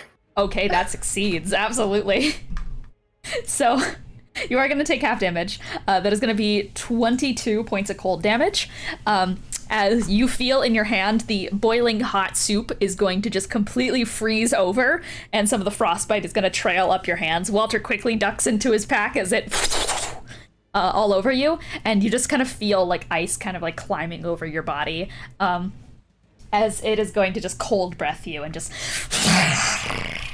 and then is going to take its movement and is going to try and take the pot from you. It's going to try. Oh no, this is rude. Roll contested athletics with me to see if he takes this pot. Not 20. Try and take this from me. Nat dragon. 1. Let's go. Just try and take my pot. You won't. You won't. Ryder, as the cold kind of like washes over you in this freezer burn sensation, you feel a slight tug at your hands, like right as the numbness of the cold starts to fade, and you grip on and just like, how do you just like yank it back? It's probably, he feels like the, I don't know why he's so attached to it, but I think it's just something in his head at this moment as he feels it being taken away from him. It was a gift! He gets that random, that random burst of strength, like, no, I don't want this to happen. And just pulls back as hard as he can. Nuh-uh. And you just like yank it away from this whole like fucking large dragon, by the way. As the dragon is going to pace backwards and is going to move back 5 feet, which does trigger opportunity attack if you want to. Can you Hit him with the pot. Consider as well that this is the last turn of initiative, so it will reset the second reactions will reset That's once true. we get to your turn. Now, I don't know how frozen the tar is, but would I be able to throw the goop? It's actively bubbling. It was bubbling, and I think it's cooling down enough so that it's kind of doing the cement thing where it's like actively getting more solidified. So you know what? Roll the hit. Yeah, he's just gonna use the cube against it. Get souped, idiot. What would this be strength? Yeah, this Or is strength. It's a lot of soup. It's a big pot, a lot of soup. 17. 17? By God, does that just hit? 17 is its fucking AC. Okay, so I'm gonna roll. This is like, yeah. I'm gonna pretend that this is like, yeah. Yeah, how much damage just half solidified? I think it's more that it is going to restrain this creature if it does not roll well. So that's a 2.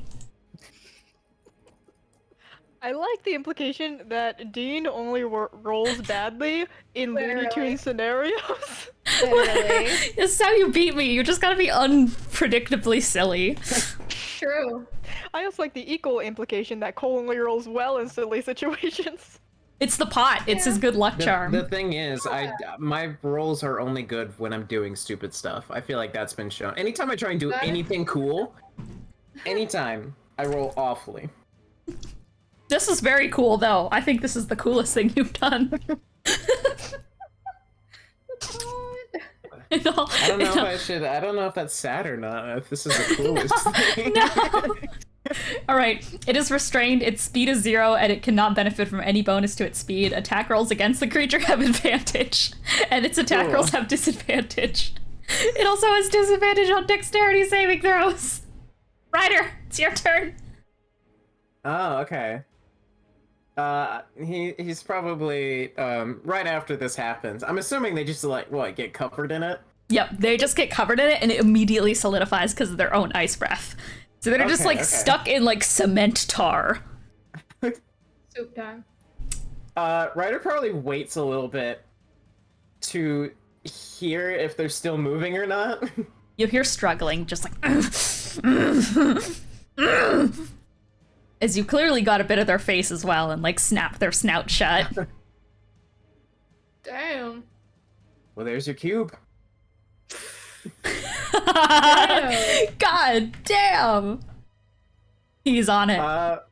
All right. Well, I guess I have been assigned Resident Cube Destroyer. Cube Destroyer! That was my nickname in college. That's what I'm saying. And it's about to be mine in college. Yo!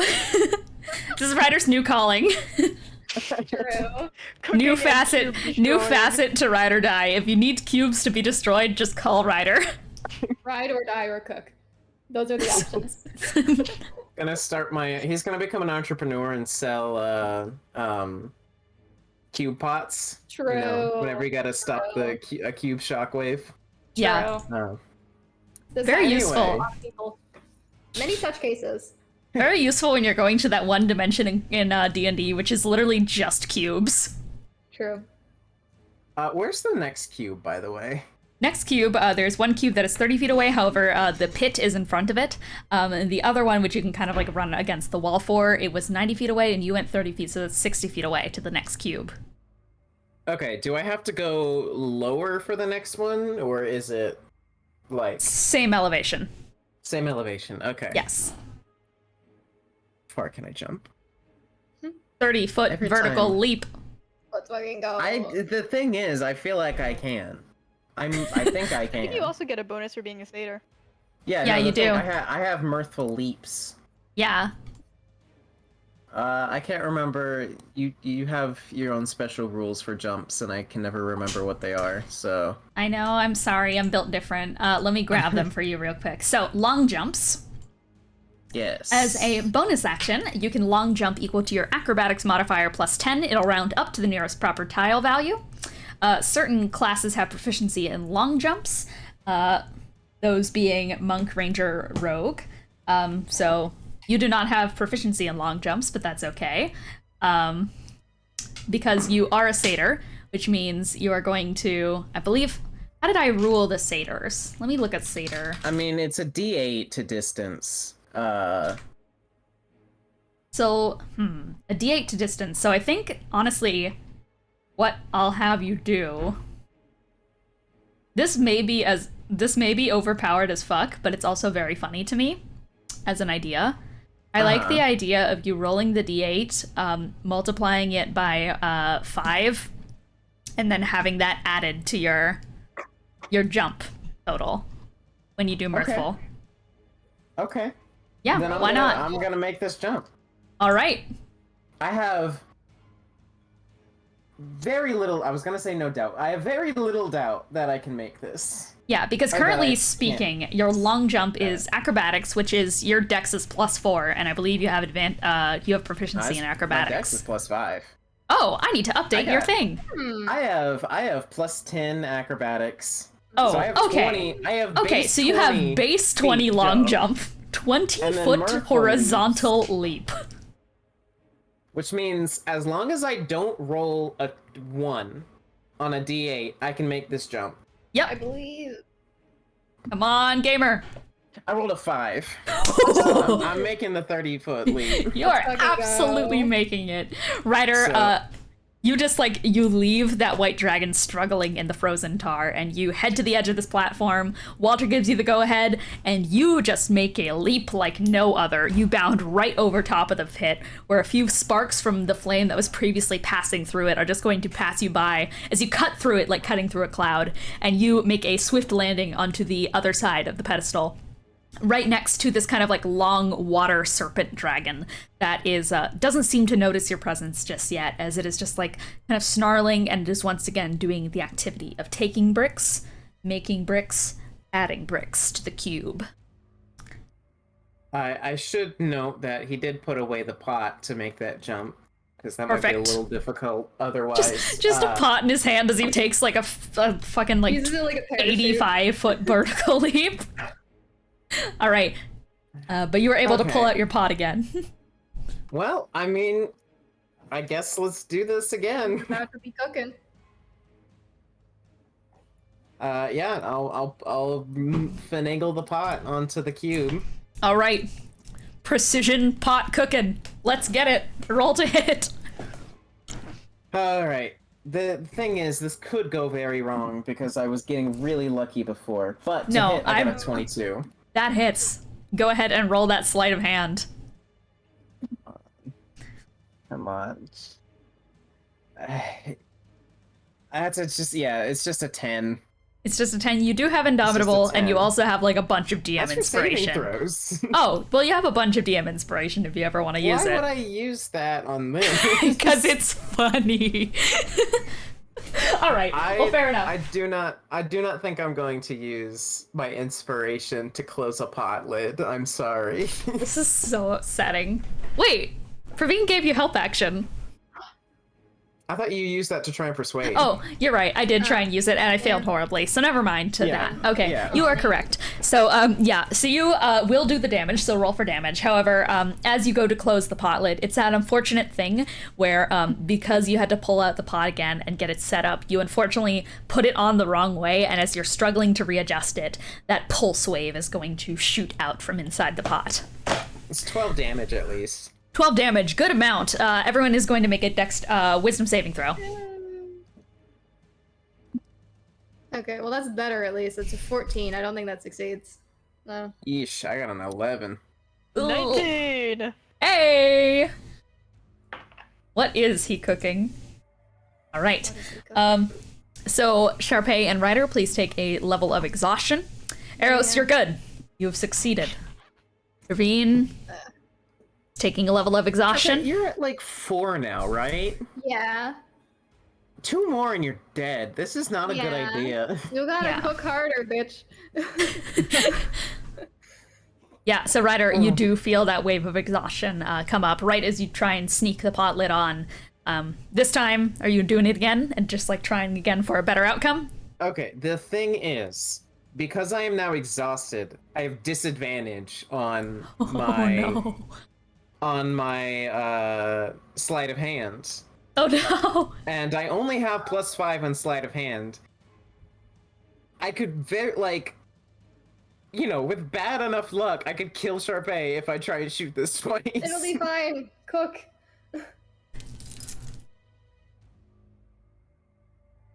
I'm trying to think of something else.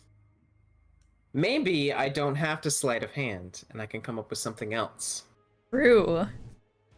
The thing is, I can't use any type of grenade. I was gonna say grenade in the because pot. That would break that's the exactly pot, what I was obviously. Yeah. Not with that attitude. Well, okay, what is this pot? You said it's made of ceramic, which means it's Yeah, definitely going to break if I put a grenade in there. It is. It is absolutely going to fucking explode if you put a grenade in the ceramic pot. Fill it Yes. with tar, and then True. just set a match in it. True, just melt it again. It did melt pretty well. You're right. It did. It did melt. Crap, do I have anything that could... There's Is the tar fire still there? everywhere. Ooh. Fill it with tar. Yeah, is it... Did the fire follow, or is it just... I That's a don't. good question. You I don't decide kn- the spell, so. Yeah, Sharpay. I mean, it's I only th- been one turn. It's only been one turn, so I think it probably is still active. It's just that Sharpay would need to move it over again. Okay. Then I think the plan now is he's just gonna put the pot lid on and leave it sitting. All right. You this time you secure the pot lid. You set it up. Yeah. Yeah. Can I try shooting the tar? Yeah, go for it. Roll to hit. Okay. Oh, he's gonna get Walter to direct him.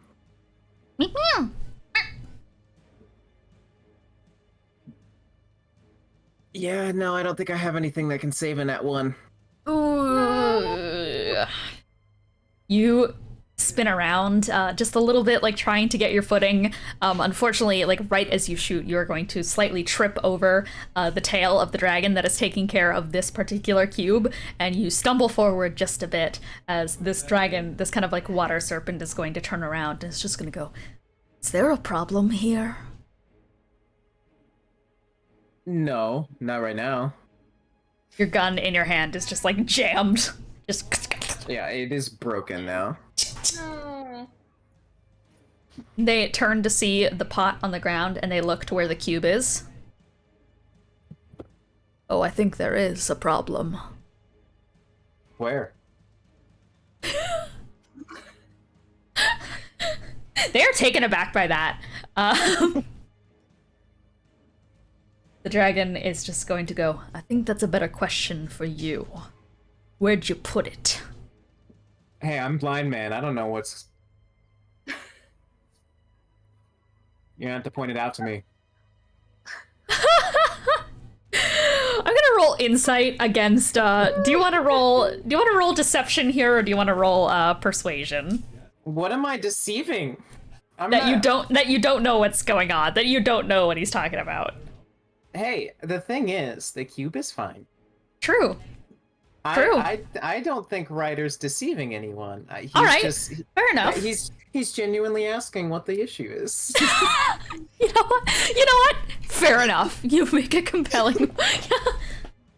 There's no deception. Okay, there's no deception here. Then I will play along. The cube. It's what I've been working on. It's what we all have to work on. It's the only thing that gives us purpose in life. Now, you are the only person... Well, they look around and they do see everyone else generally involved. What's happening? Oh, it's in there. It's in the pot. I'm protecting it.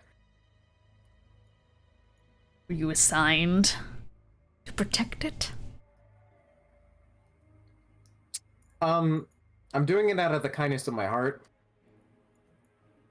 It's not the point of the cube. It is to build it up. It is to give us work. To have it sit idly by, there's no purpose to it. But purpose look, all of these in resting. people are around here, and they're breaking them. They're breaking the cubes. It needs to be protected. Oh my god, who would do that? I'm doing us a favor. Ooh, it's breaking the cubes. He's just gonna point somewhere. Once again, man, I'm blind. I'm gonna roll a d4.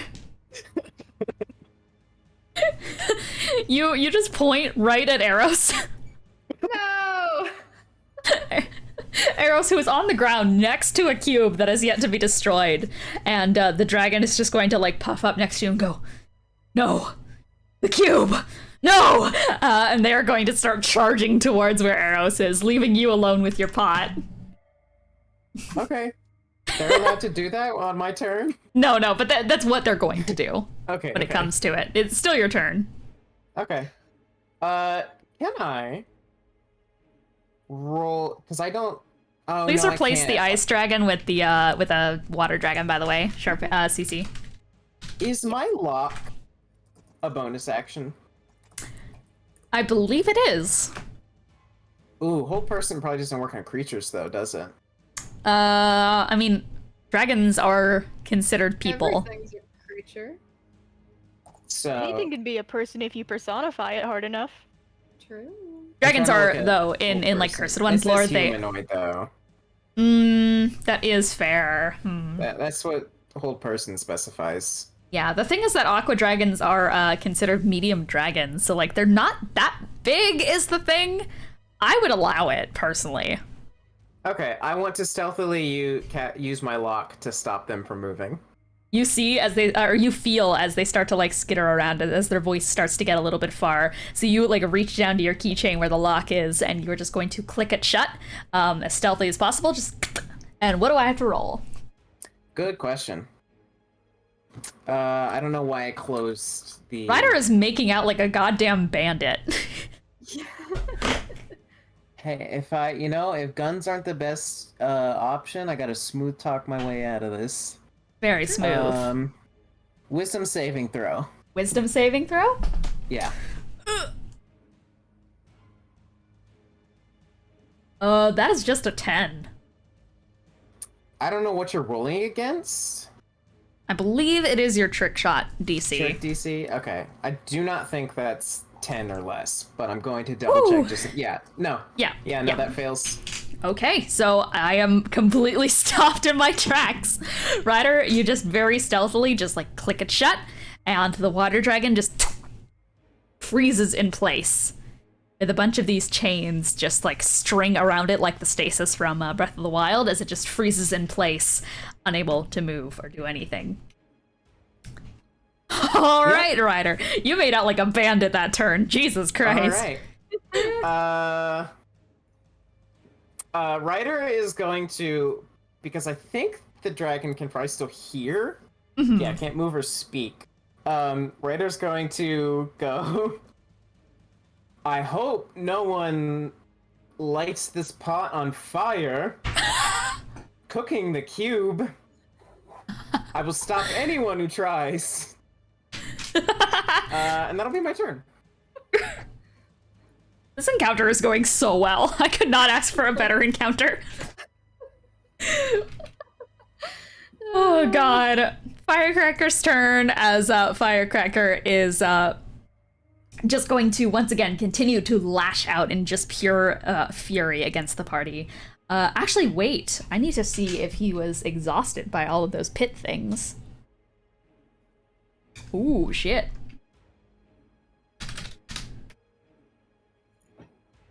Right. So, Sharpay and Praveen, as both of you guys are kind of just like getting battered back and forth and dealing with the effects of just heavy exhaustion on top of all of you. Sharpay, you're kind of like slowly slipping closer towards unconscious, your eyes half lidded as you're kind of holding on to the side of this ledge, just trying to keep up with your hover speed. You do see next to you as Firecracker is going to start to try and move, but just flops to the ground almost dejectedly as he's just yeah, no, without it I don't know what to do. There's a lot of other things to do. You did stuff before getting here. This isn't you. They are just going to let out this like low kind of groaning breath as they are just unable to do anything right now. Firecracker's turn. I have a lot of hit points. That's good. It's time for the dragons. The dragons to get out of the pit, hopefully. They have inspiration from Eros. Melody does specifically, so Melody is... Wow. That was a noise. Is going to try and get out. Very glad I have... Oh, inspiration is not. Okay. That is a D10 inspiration I have, so let me roll that real quick. Here's my D10. 4. Okay, so that is going to be a 17 in total, which I think is not enough to get her fully out, but it's going to be enough for her to actually do something. As from within the pit, you just hear like a...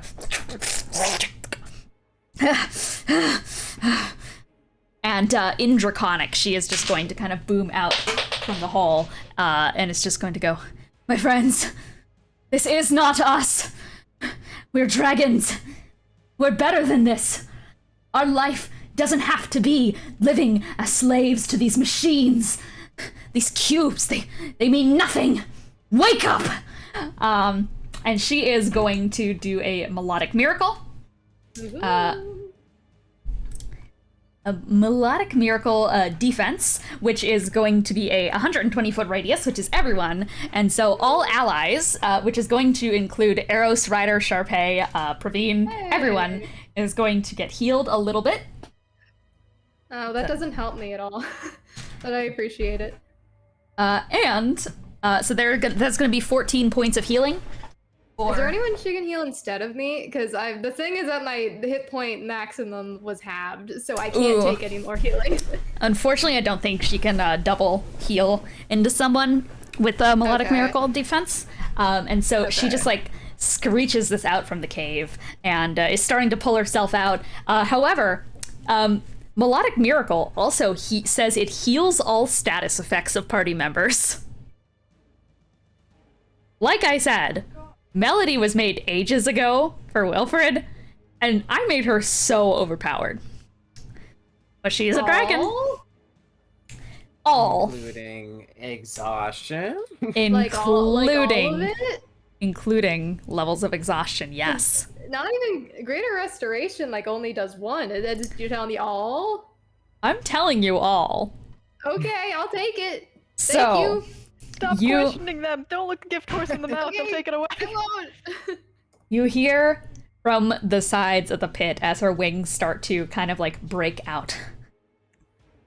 My rider used to tell me many things about how to have courage.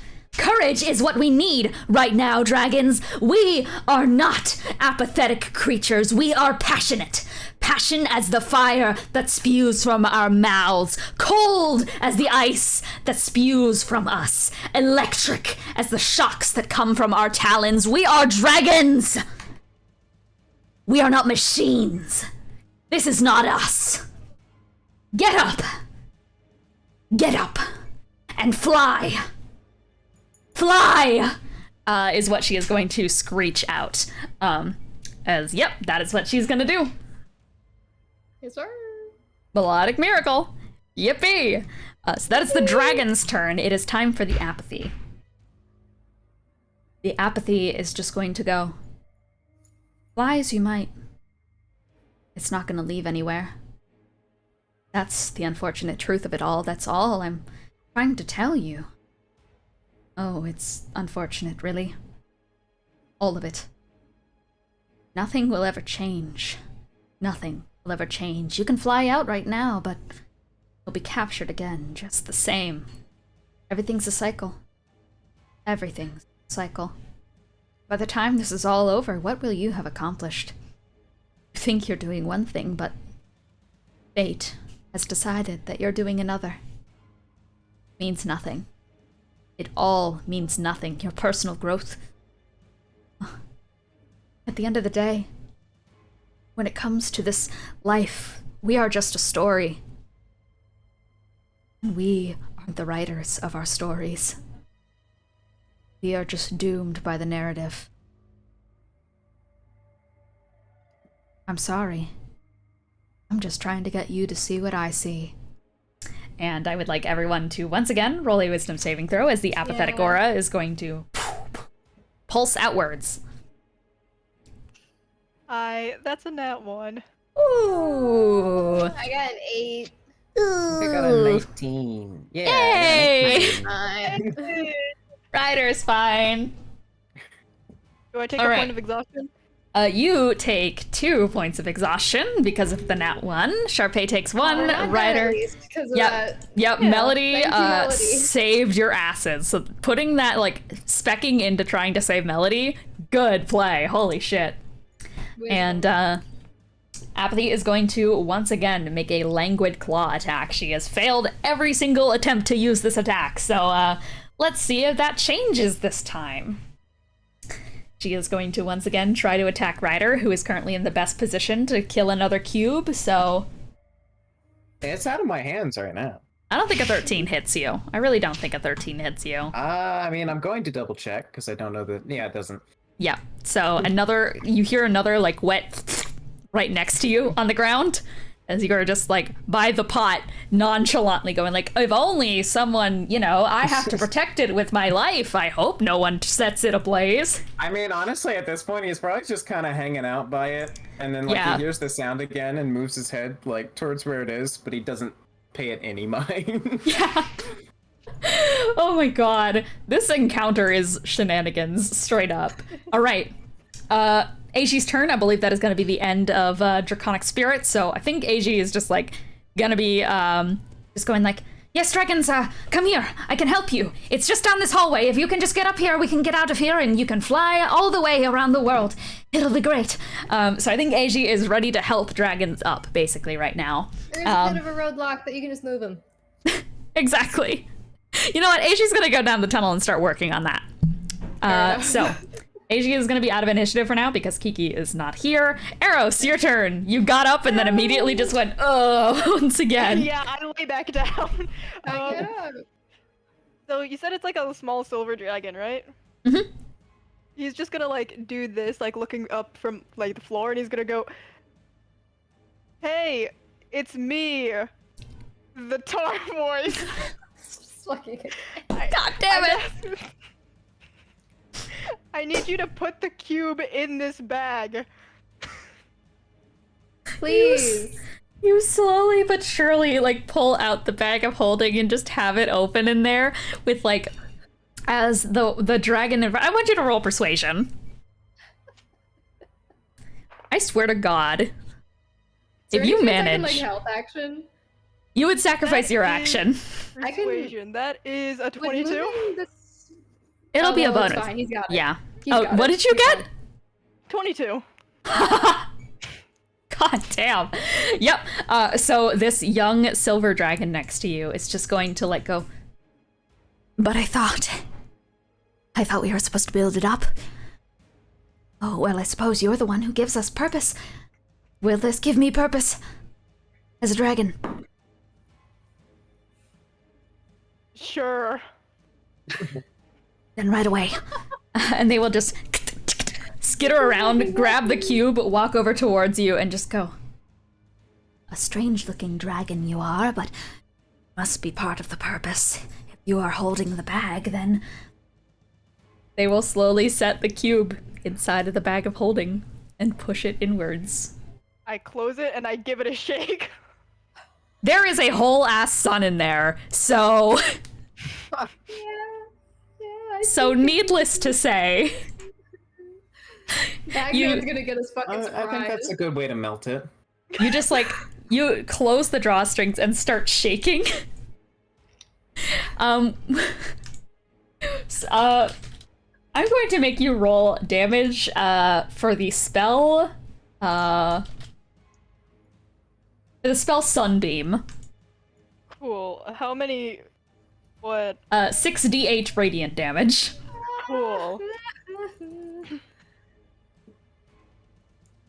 And I have to roll a Constitution saving throw, which Where is are all of my d8s? which is a 3 because I'm a cube. 3, 6 d8s. Yep, 6d8s. Cool. This is going great. The pot strategy and the bag strategy has truly been a revolutionary, game-changing addition to the party's repertoire. I'm telling you, get the sun in a bag. True. It's a sun in a bag. Let me know when you've got that damage. The bagman is just going to be slightly more apathetic after this. That's a 22. 22? And you're just shaking the bag up and down as you start to see the tar once again starting to morph and change into the wall and slip further down into the pit. Just it sucks inside of it. As yep, you have taken out a cube by putting it in a bag. Congratulations, Eros. I'm here for low effort things. I'm fucking exhausted twice over. Is that your turn? Yeah. All right. buddy. Sharpay!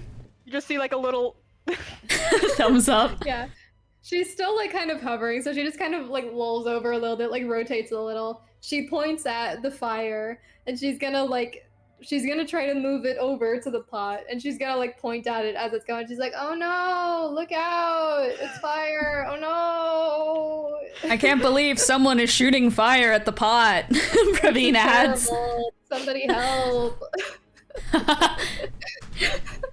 Ryder, you feel the heat begin to approach as the pot is indeed going to, flame is going to engulf it. Ah, dang.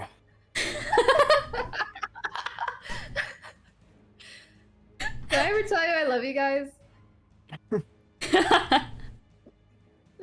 Was No, this you in haven't. character or That's out? it. Boy, after Jeremiah She In- says that in 55. character. In character, aw. All right. All right, so as you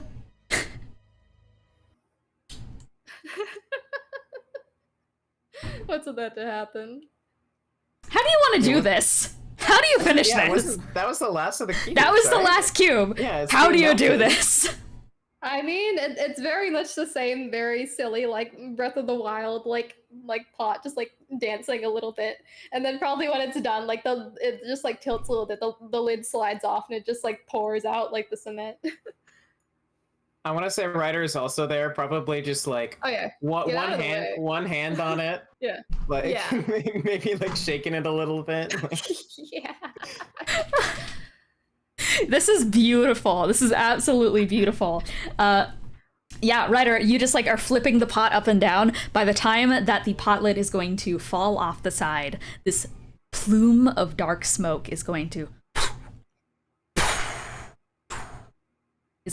erupt throughout the room as tar begins to melt into the pit. It begins to suck off the walls, it begins to extract itself from everything. The flames of the furnaces that were creating the bricks to keep these cubes functioning begin to burn brighter, but this time they burn less like the dull flames of an assembly line, and more akin to the passionate flames of a celebration, of community, of pride. The pit begins to melt. From all of the sides, there is this roiling feeling. The dragons begin to push themselves out of the tar, gripping onto the walls, the tar that has been slicking their wings down, making them too heavy to flap. It begins to melt. As you see, the dragons start to crawl up and out, one by one. For the ones who are closer to the bottom, some of the other bigger dragons head back down, reach out a claw for them, help them spread their wings. And Eiji is going to run off to the side, back to that kind of opening that you guys came through. It's gonna go, I got the dragon out of the way. Everything's all good for the takeoff. Thank you. Yeah. Let's go, folks. Is that it? Are we done? I think so. From throughout the pit, a bunch of wings start to flap, and you hear the sound of just, I haven't felt this alive in years. That's great. As dragons are just going to start clawing themselves out of the pits. Their wings outstretched, almost as big as the room itself, but it does not take long for the breath weapons to start firing around you guys. It is, of course, a dangerous display of hot and cold, heat, acid, poison, as the acid breath black dragons are going to let out these massive holes of acid that are going to burn through the rock that has been keeping them hostage. They tear these holes open in the rocks and let the smaller dragons just funnel through as quickly as possible. There's chanting throughout all of them as they start to crawl in and out of this place, keeping them hostage.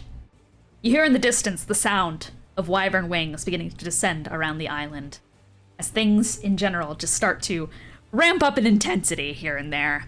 You see the color returning to their scales, the tar beginning to sink to the bottom of the ship. To the hole. As the last few dragons make their great exodus from the room, barreling through the hallways as quickly as possible, breath weapons rared and ready to go. The last one is going to get to his feet, that being a firecracker, who is going to look at you, Sharpay, with a sense of relief and go, ha! Well, I can't believe I was acting like that this whole time. Huh. I'm glad you're okay. Yeah. That was strange. Cooped up in here so long, I haven't flown in. Oh. I'll see you outside. See you. Oh, by the way, you guys, there's kind of wyverns outside. They're not friendly, so be careful of that. Yeah. You get the sense that they're ready for it, as the dragons just start barreling through the halls.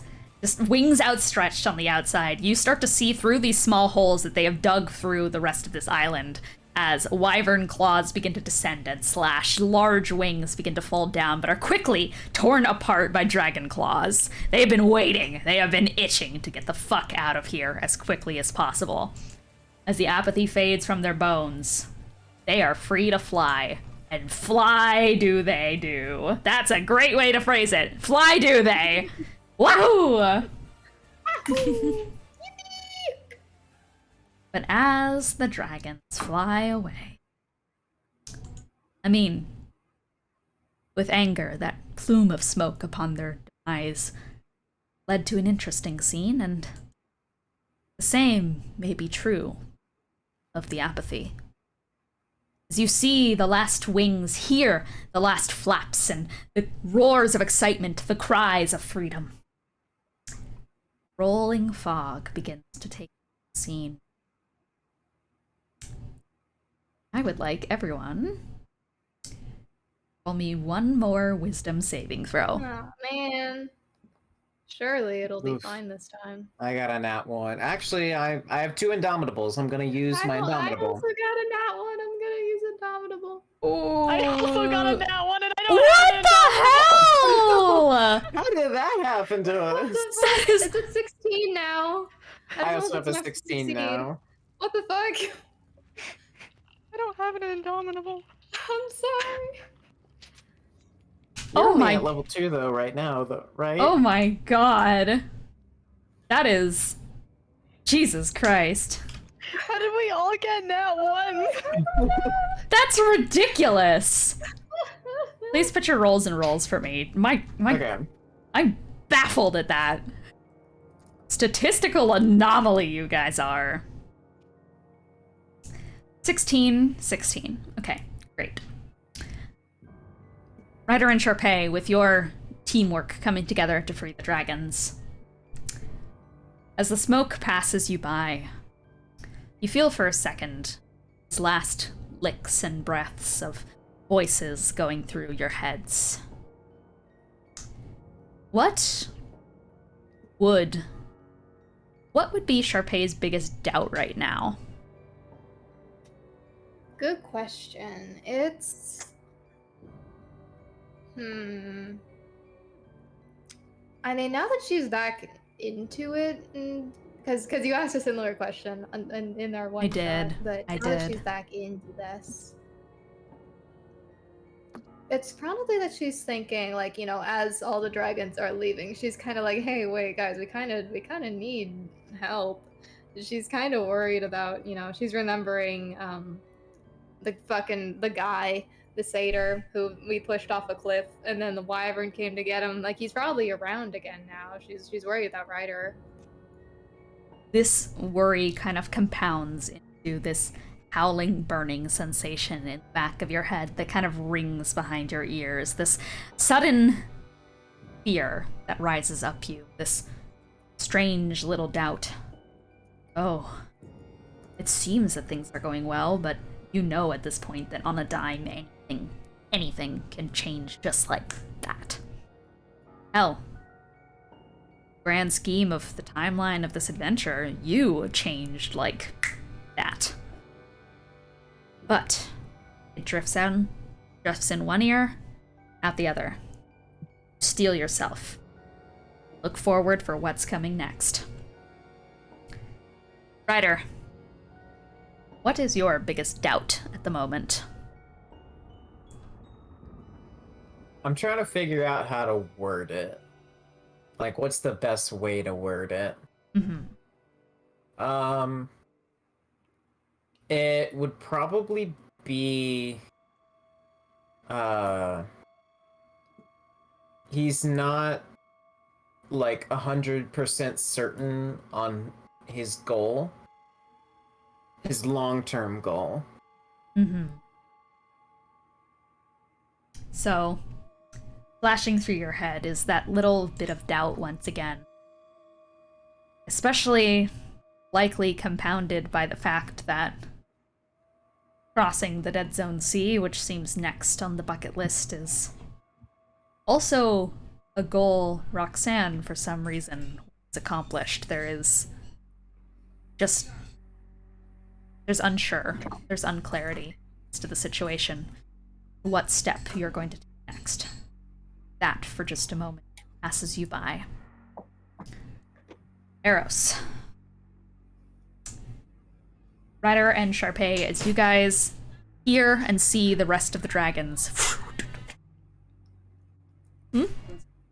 I'm good. As the rest of you guys get some salad from their mother. No.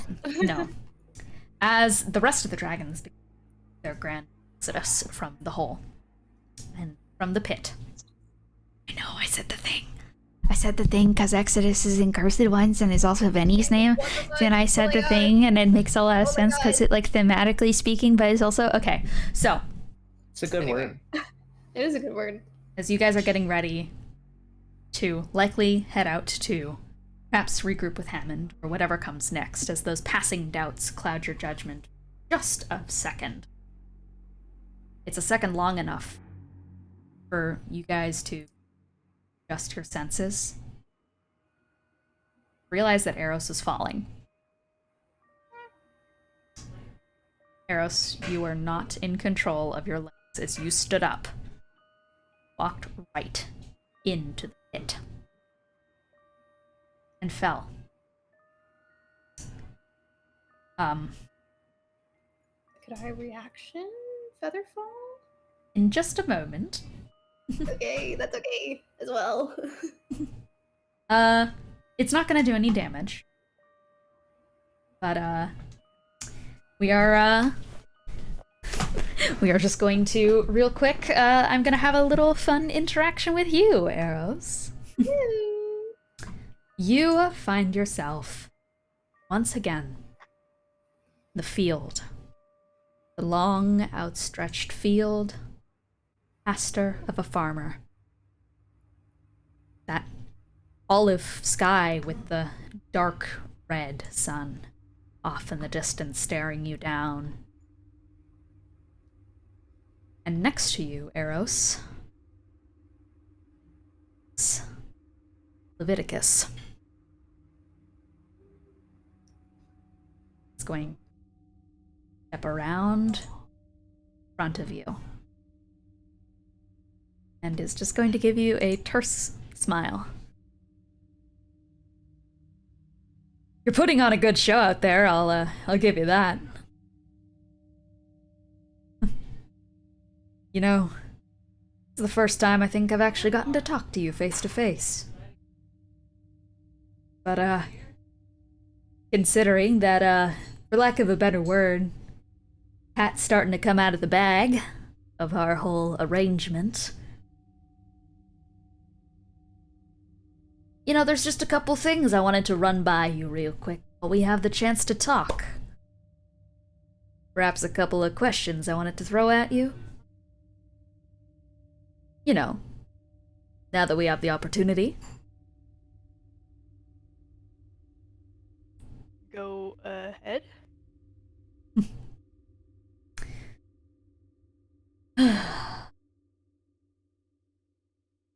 You know, in a sense, you're not really a person. You're a mask. A mask for me. So, let's call this a character study. Who do you think you are? I mean, really? You think you got parents at home? Think you got a life? Tell me about them. Can you? You know what they look like? Off the top of your head? Yeah, they're Tabaxi. They're one of them's I don't know the exact breed names, but the it's just a classic tabby. Other ones more I take after. Wow. It's amazing how sophisticated this stuff is getting. I mean, you've even convinced yourself. At the end of the day, though, I mean... the apathy's right. When it comes to talking about you, at the very least. See... I'm not supposed to meet with you in this way, but while we have the opportunity... I like you. I mean, you're doing a great service for us. Getting us into places I wouldn't be allowed normally, and, taking control of the body when there's no missions coming in, but, I suppose while we're here together, I'll give you a little hint of how this really works, okay?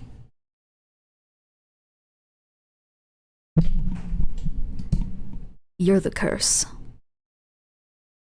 So when it's all said and done, enjoy your limited time. If curing curses is really what you think you're gonna do, well, I hope by then you realize you're nothing more than a figment, 'cause losing your little make-believe life, I'm sure that'll be real upsetting. Oh well. You can just keep pretending, though. For now, put on a good show. Keep that music coming. You're doing a great job out there. Couldn't be prouder. Isn't that what we do? Put on shows. Is. So what's behind the curtains on your act?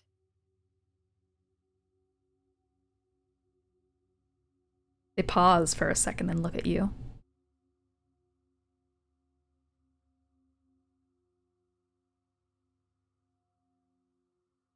My function is to take orders, not to make questions. You've been questioning me for the past 5 minutes. Touche. And you I mean, weren't your orders not to talk to me? I pause for a second. Well, suppose you got me there.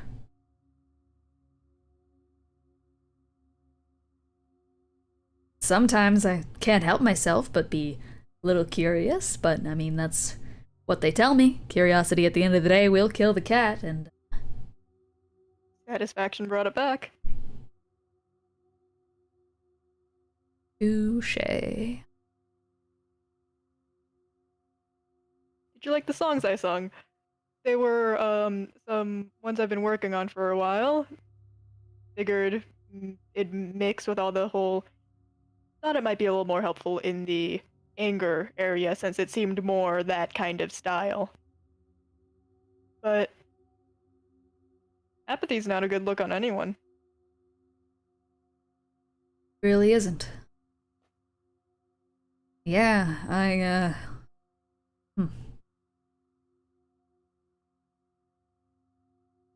They pause, confused for but a moment. Oh, well, I see why you're the mask. You're good at redirecting people from what's actually true. Call me a mask all you'd like, but which one of us is actually living?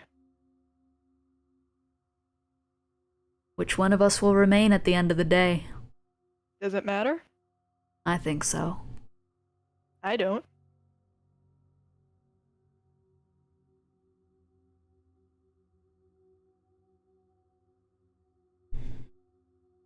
I'm alive. Are you? Beautiful out here. So many things to see, so many colors, so many good decisions and bad decisions to witness all at once. But are you really alive? Those experiences you've had perfectly cultivated to create a figment of a person who is living. The emotions you feel. How can you tell that they're not already cultivated for you like the rest of your personality? Are you living? Are you dead? To me, I am. Are you?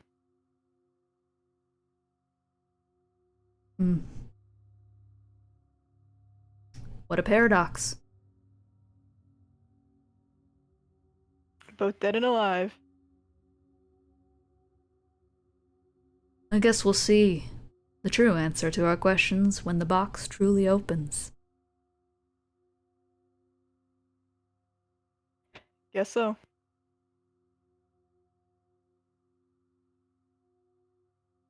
They turn and walk away.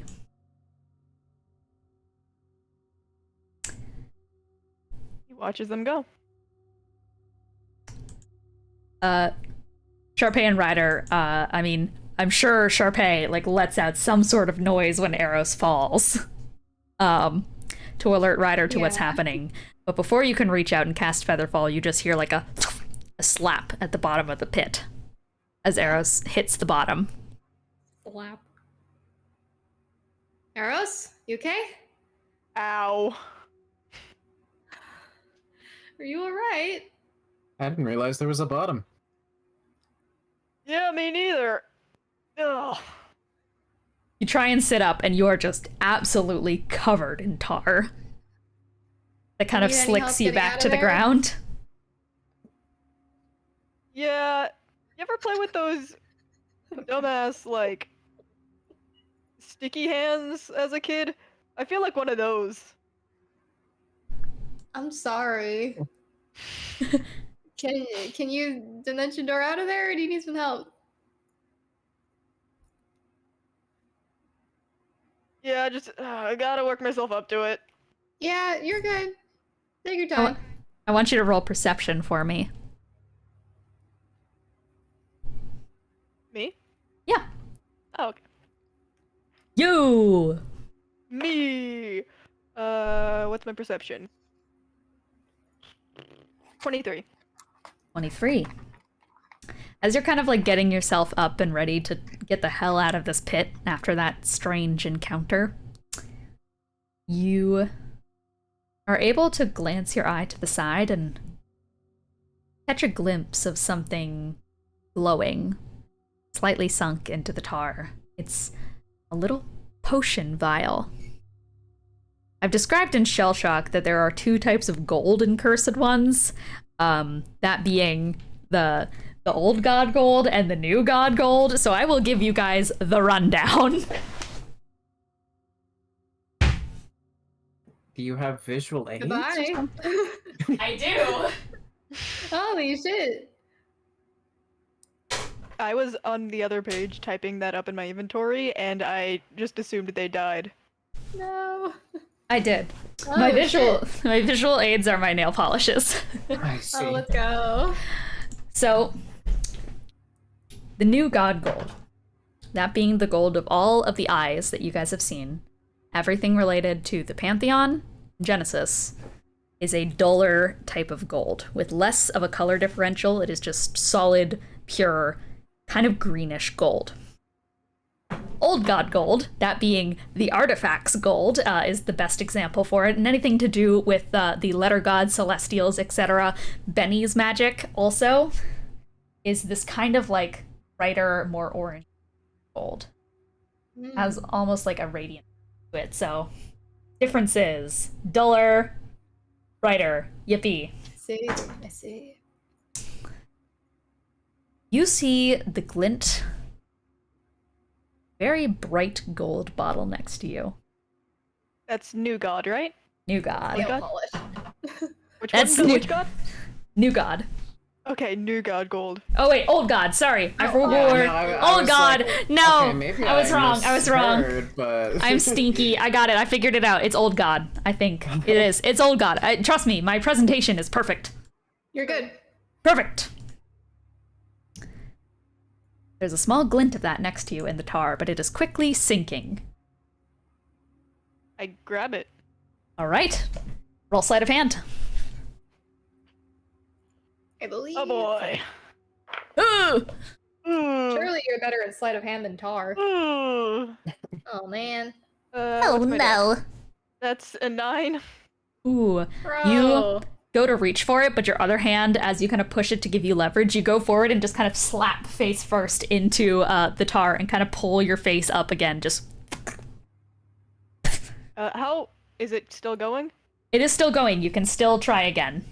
Okay, I'm gonna cast freedom of movement. Freedom of movement, yeah. This time you just like hum a tiny little ditty to yourself, just to keep on going, and you feel the tar start to kind of melt away, just like a perfect water, as you sink into it and are going to try again. Roll sleight of hand at advantage.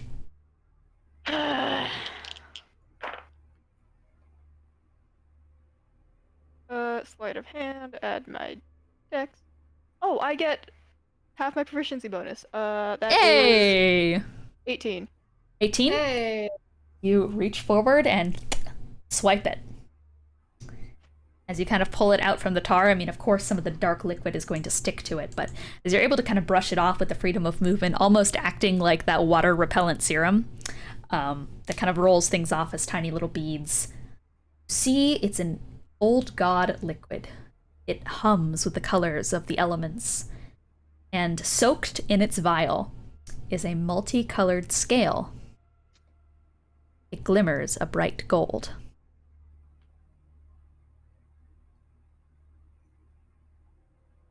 Are they dead? No, can we see what's going on down there? Yeah, if you peek your head down. No, he's not dead. What you got there? Tar. He puts it in his bag. What about the gold thing? It's some sort of weird potion in the tar. I don't know what that's from. Weird. Yeah. Is it like Iker Point? Let's see.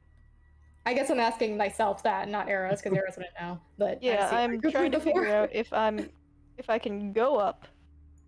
I get up. You got dimension door.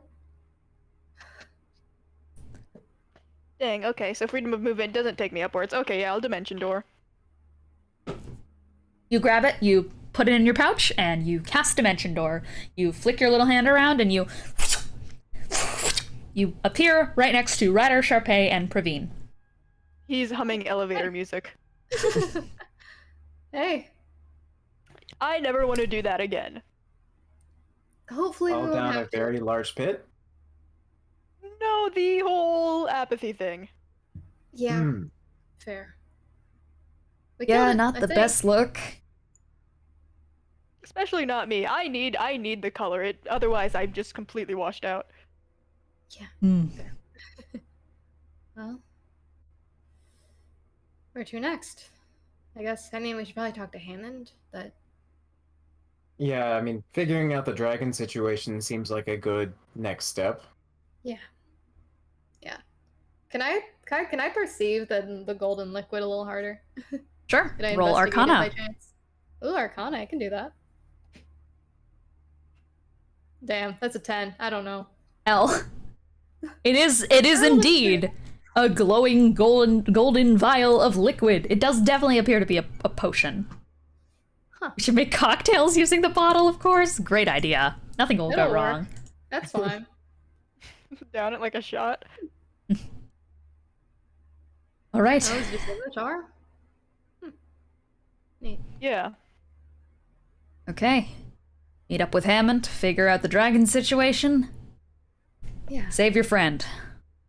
sounds good. All right. I think there's at least one step we skipped there, but you know what? We'll get to it when we We'll get get to there. it. We'll get there. We'll burn that bridge when we get there. That zones. All right. I'll say, nice use of the pot. That was great. That was honestly great. Very impulse decision. What do you do with It was the a pot? good one. Oh, you were Cube. out of it. He put the cubes in the pot. So that it didn't do the pulse of like the exhaustion thing. It was just in the pot. Yeah, I There's had no a- idea if it would contain it. There's Well, it worked. Pretty well. There's some cube goop in the bag of holding. You don't need to have that. Well, hey, Ryder used the cube goop pretty well as well. Well, no, I can't exactly get it out without, Well, if you ever need to, yeah, We're- I guess that is a predicament. We're on a floating island right now. You could just kind of like get it out of here. How do I get it out? How tip it? Isn't it? Is it still liquid in there, or did it solidify? Is that how bags of holding work? I don't I know. think you can just choose an item and, well, yeah, I guess normally there is a pulling motion to it. Maybe you you're can ask right. that the bag man. Maybe he'll know. Maybe it's sun. Oh, I forgot you had that in there. Oh. The only thing in there. Well, Well, once we can again. talk about that later. yeah. Well then, that was shockingly successful. Yeah. Gotta say, better than the anger room. Can Yeah. we talk and walk? I don't like Yeah, being. of course. Of course, yeah. We're walking. And as you guys kind of gather your bearings and start heading out, following the path of all of the dragons that have carved their own exits, we are going to end this session off here. Shockingly hilarious encounter. I was like, there is so much stuff where it's like, if you guys got to low enough exhaustion, it was going to be a bunch of like really soul-crushing monologues from the Apathy, but you guys just trolled on her ass so hard. You gotta do what you gotta do. We had to fight it. It was so true. You know what? Ride or Die finally gets a W. Ride or Die finally has a funny, silly time. Yippee! Nothing ever went wrong. Eros and Ryder didn't have trauma hellscape moments. It's not even trauma hellscape. It's just dreamscape, and then Eros was the Eros verse. Yeah, into the Eros verse. Eros kind of stunted on Leviticus, so I think it's still a W for us. So true. And Ryder kind of stunted on Deep Voice over there. Like Ryder was literally like, "Hey man, no." I was like, yeah, okay, whatever. Ratio, bye." So true. Just because someone says something doesn't mean it's true. Literally, don't believe everything you hear. Real. Ryder says, double check your sources and don't believe deep voice talking ominous motherfuckers who are probably lying all the time. True. Just imagining a picture of Ryder with a thumbs up. And then just like a giant text of like impact font just saying, Ryder says, don't trust deep voice people, they can lie to you. Lying is something that happens. So true. It needs to be that image of, you know, like the loading screen tips that has Sonic right beside it. I was gonna say Skyrim. Oh god. Sonic loading tip. Why did you put mask? Oh no. It's true. Why do you think I did? Why would you say that to me? God damn it. Eros is gonna have some great big moment and is just gonna just loudly just go, I wear a mask with a smile for hours at a time. Mattress. I'm glad I don't remember the lyrics to that song. I only remember the mattress version, which was the video where they replaced like every lyric with mattress, and it's just mattress. And every model with a mattress as With well. a mattress. It was very impressive. Gay version.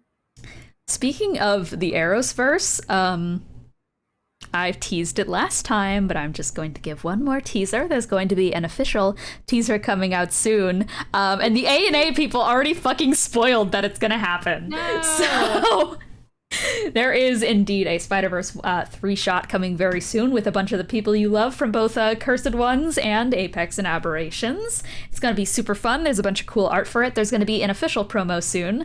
But for now, the only teaser I will give you is playing the Spider-Man Miguel O'Hara theme and making it go ooh, and then the spring noise. So enjoy it. So true. So true.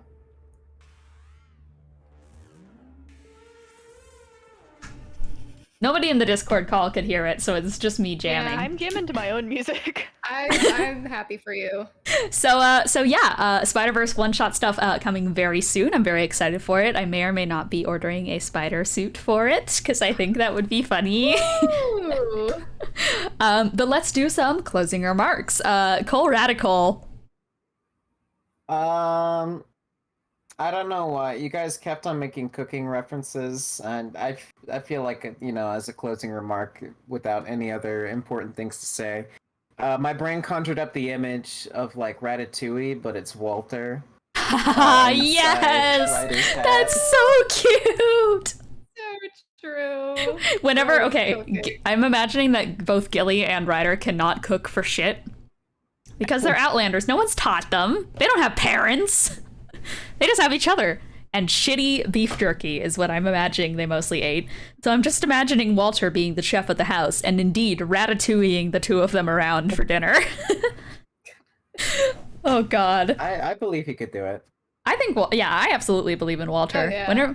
When are we gonna get the cooking session where it's just all of us actually going into our kitchens and making meals? True. Who needs the beach episode? Sold Eater, Ro, what is your closing remark? Eros is having a time in a not the best way. He doesn't do well with apathy. Apathy is a sucky emotion, and I'm very glad. I'm almost glad that it didn't like get you guys so hard, because I was like, I don't want the party to have to roleplay being just like completely fucking out of it for the whole session, because that'll make people out of it. So I'm really glad that Ryder showed up with the pot.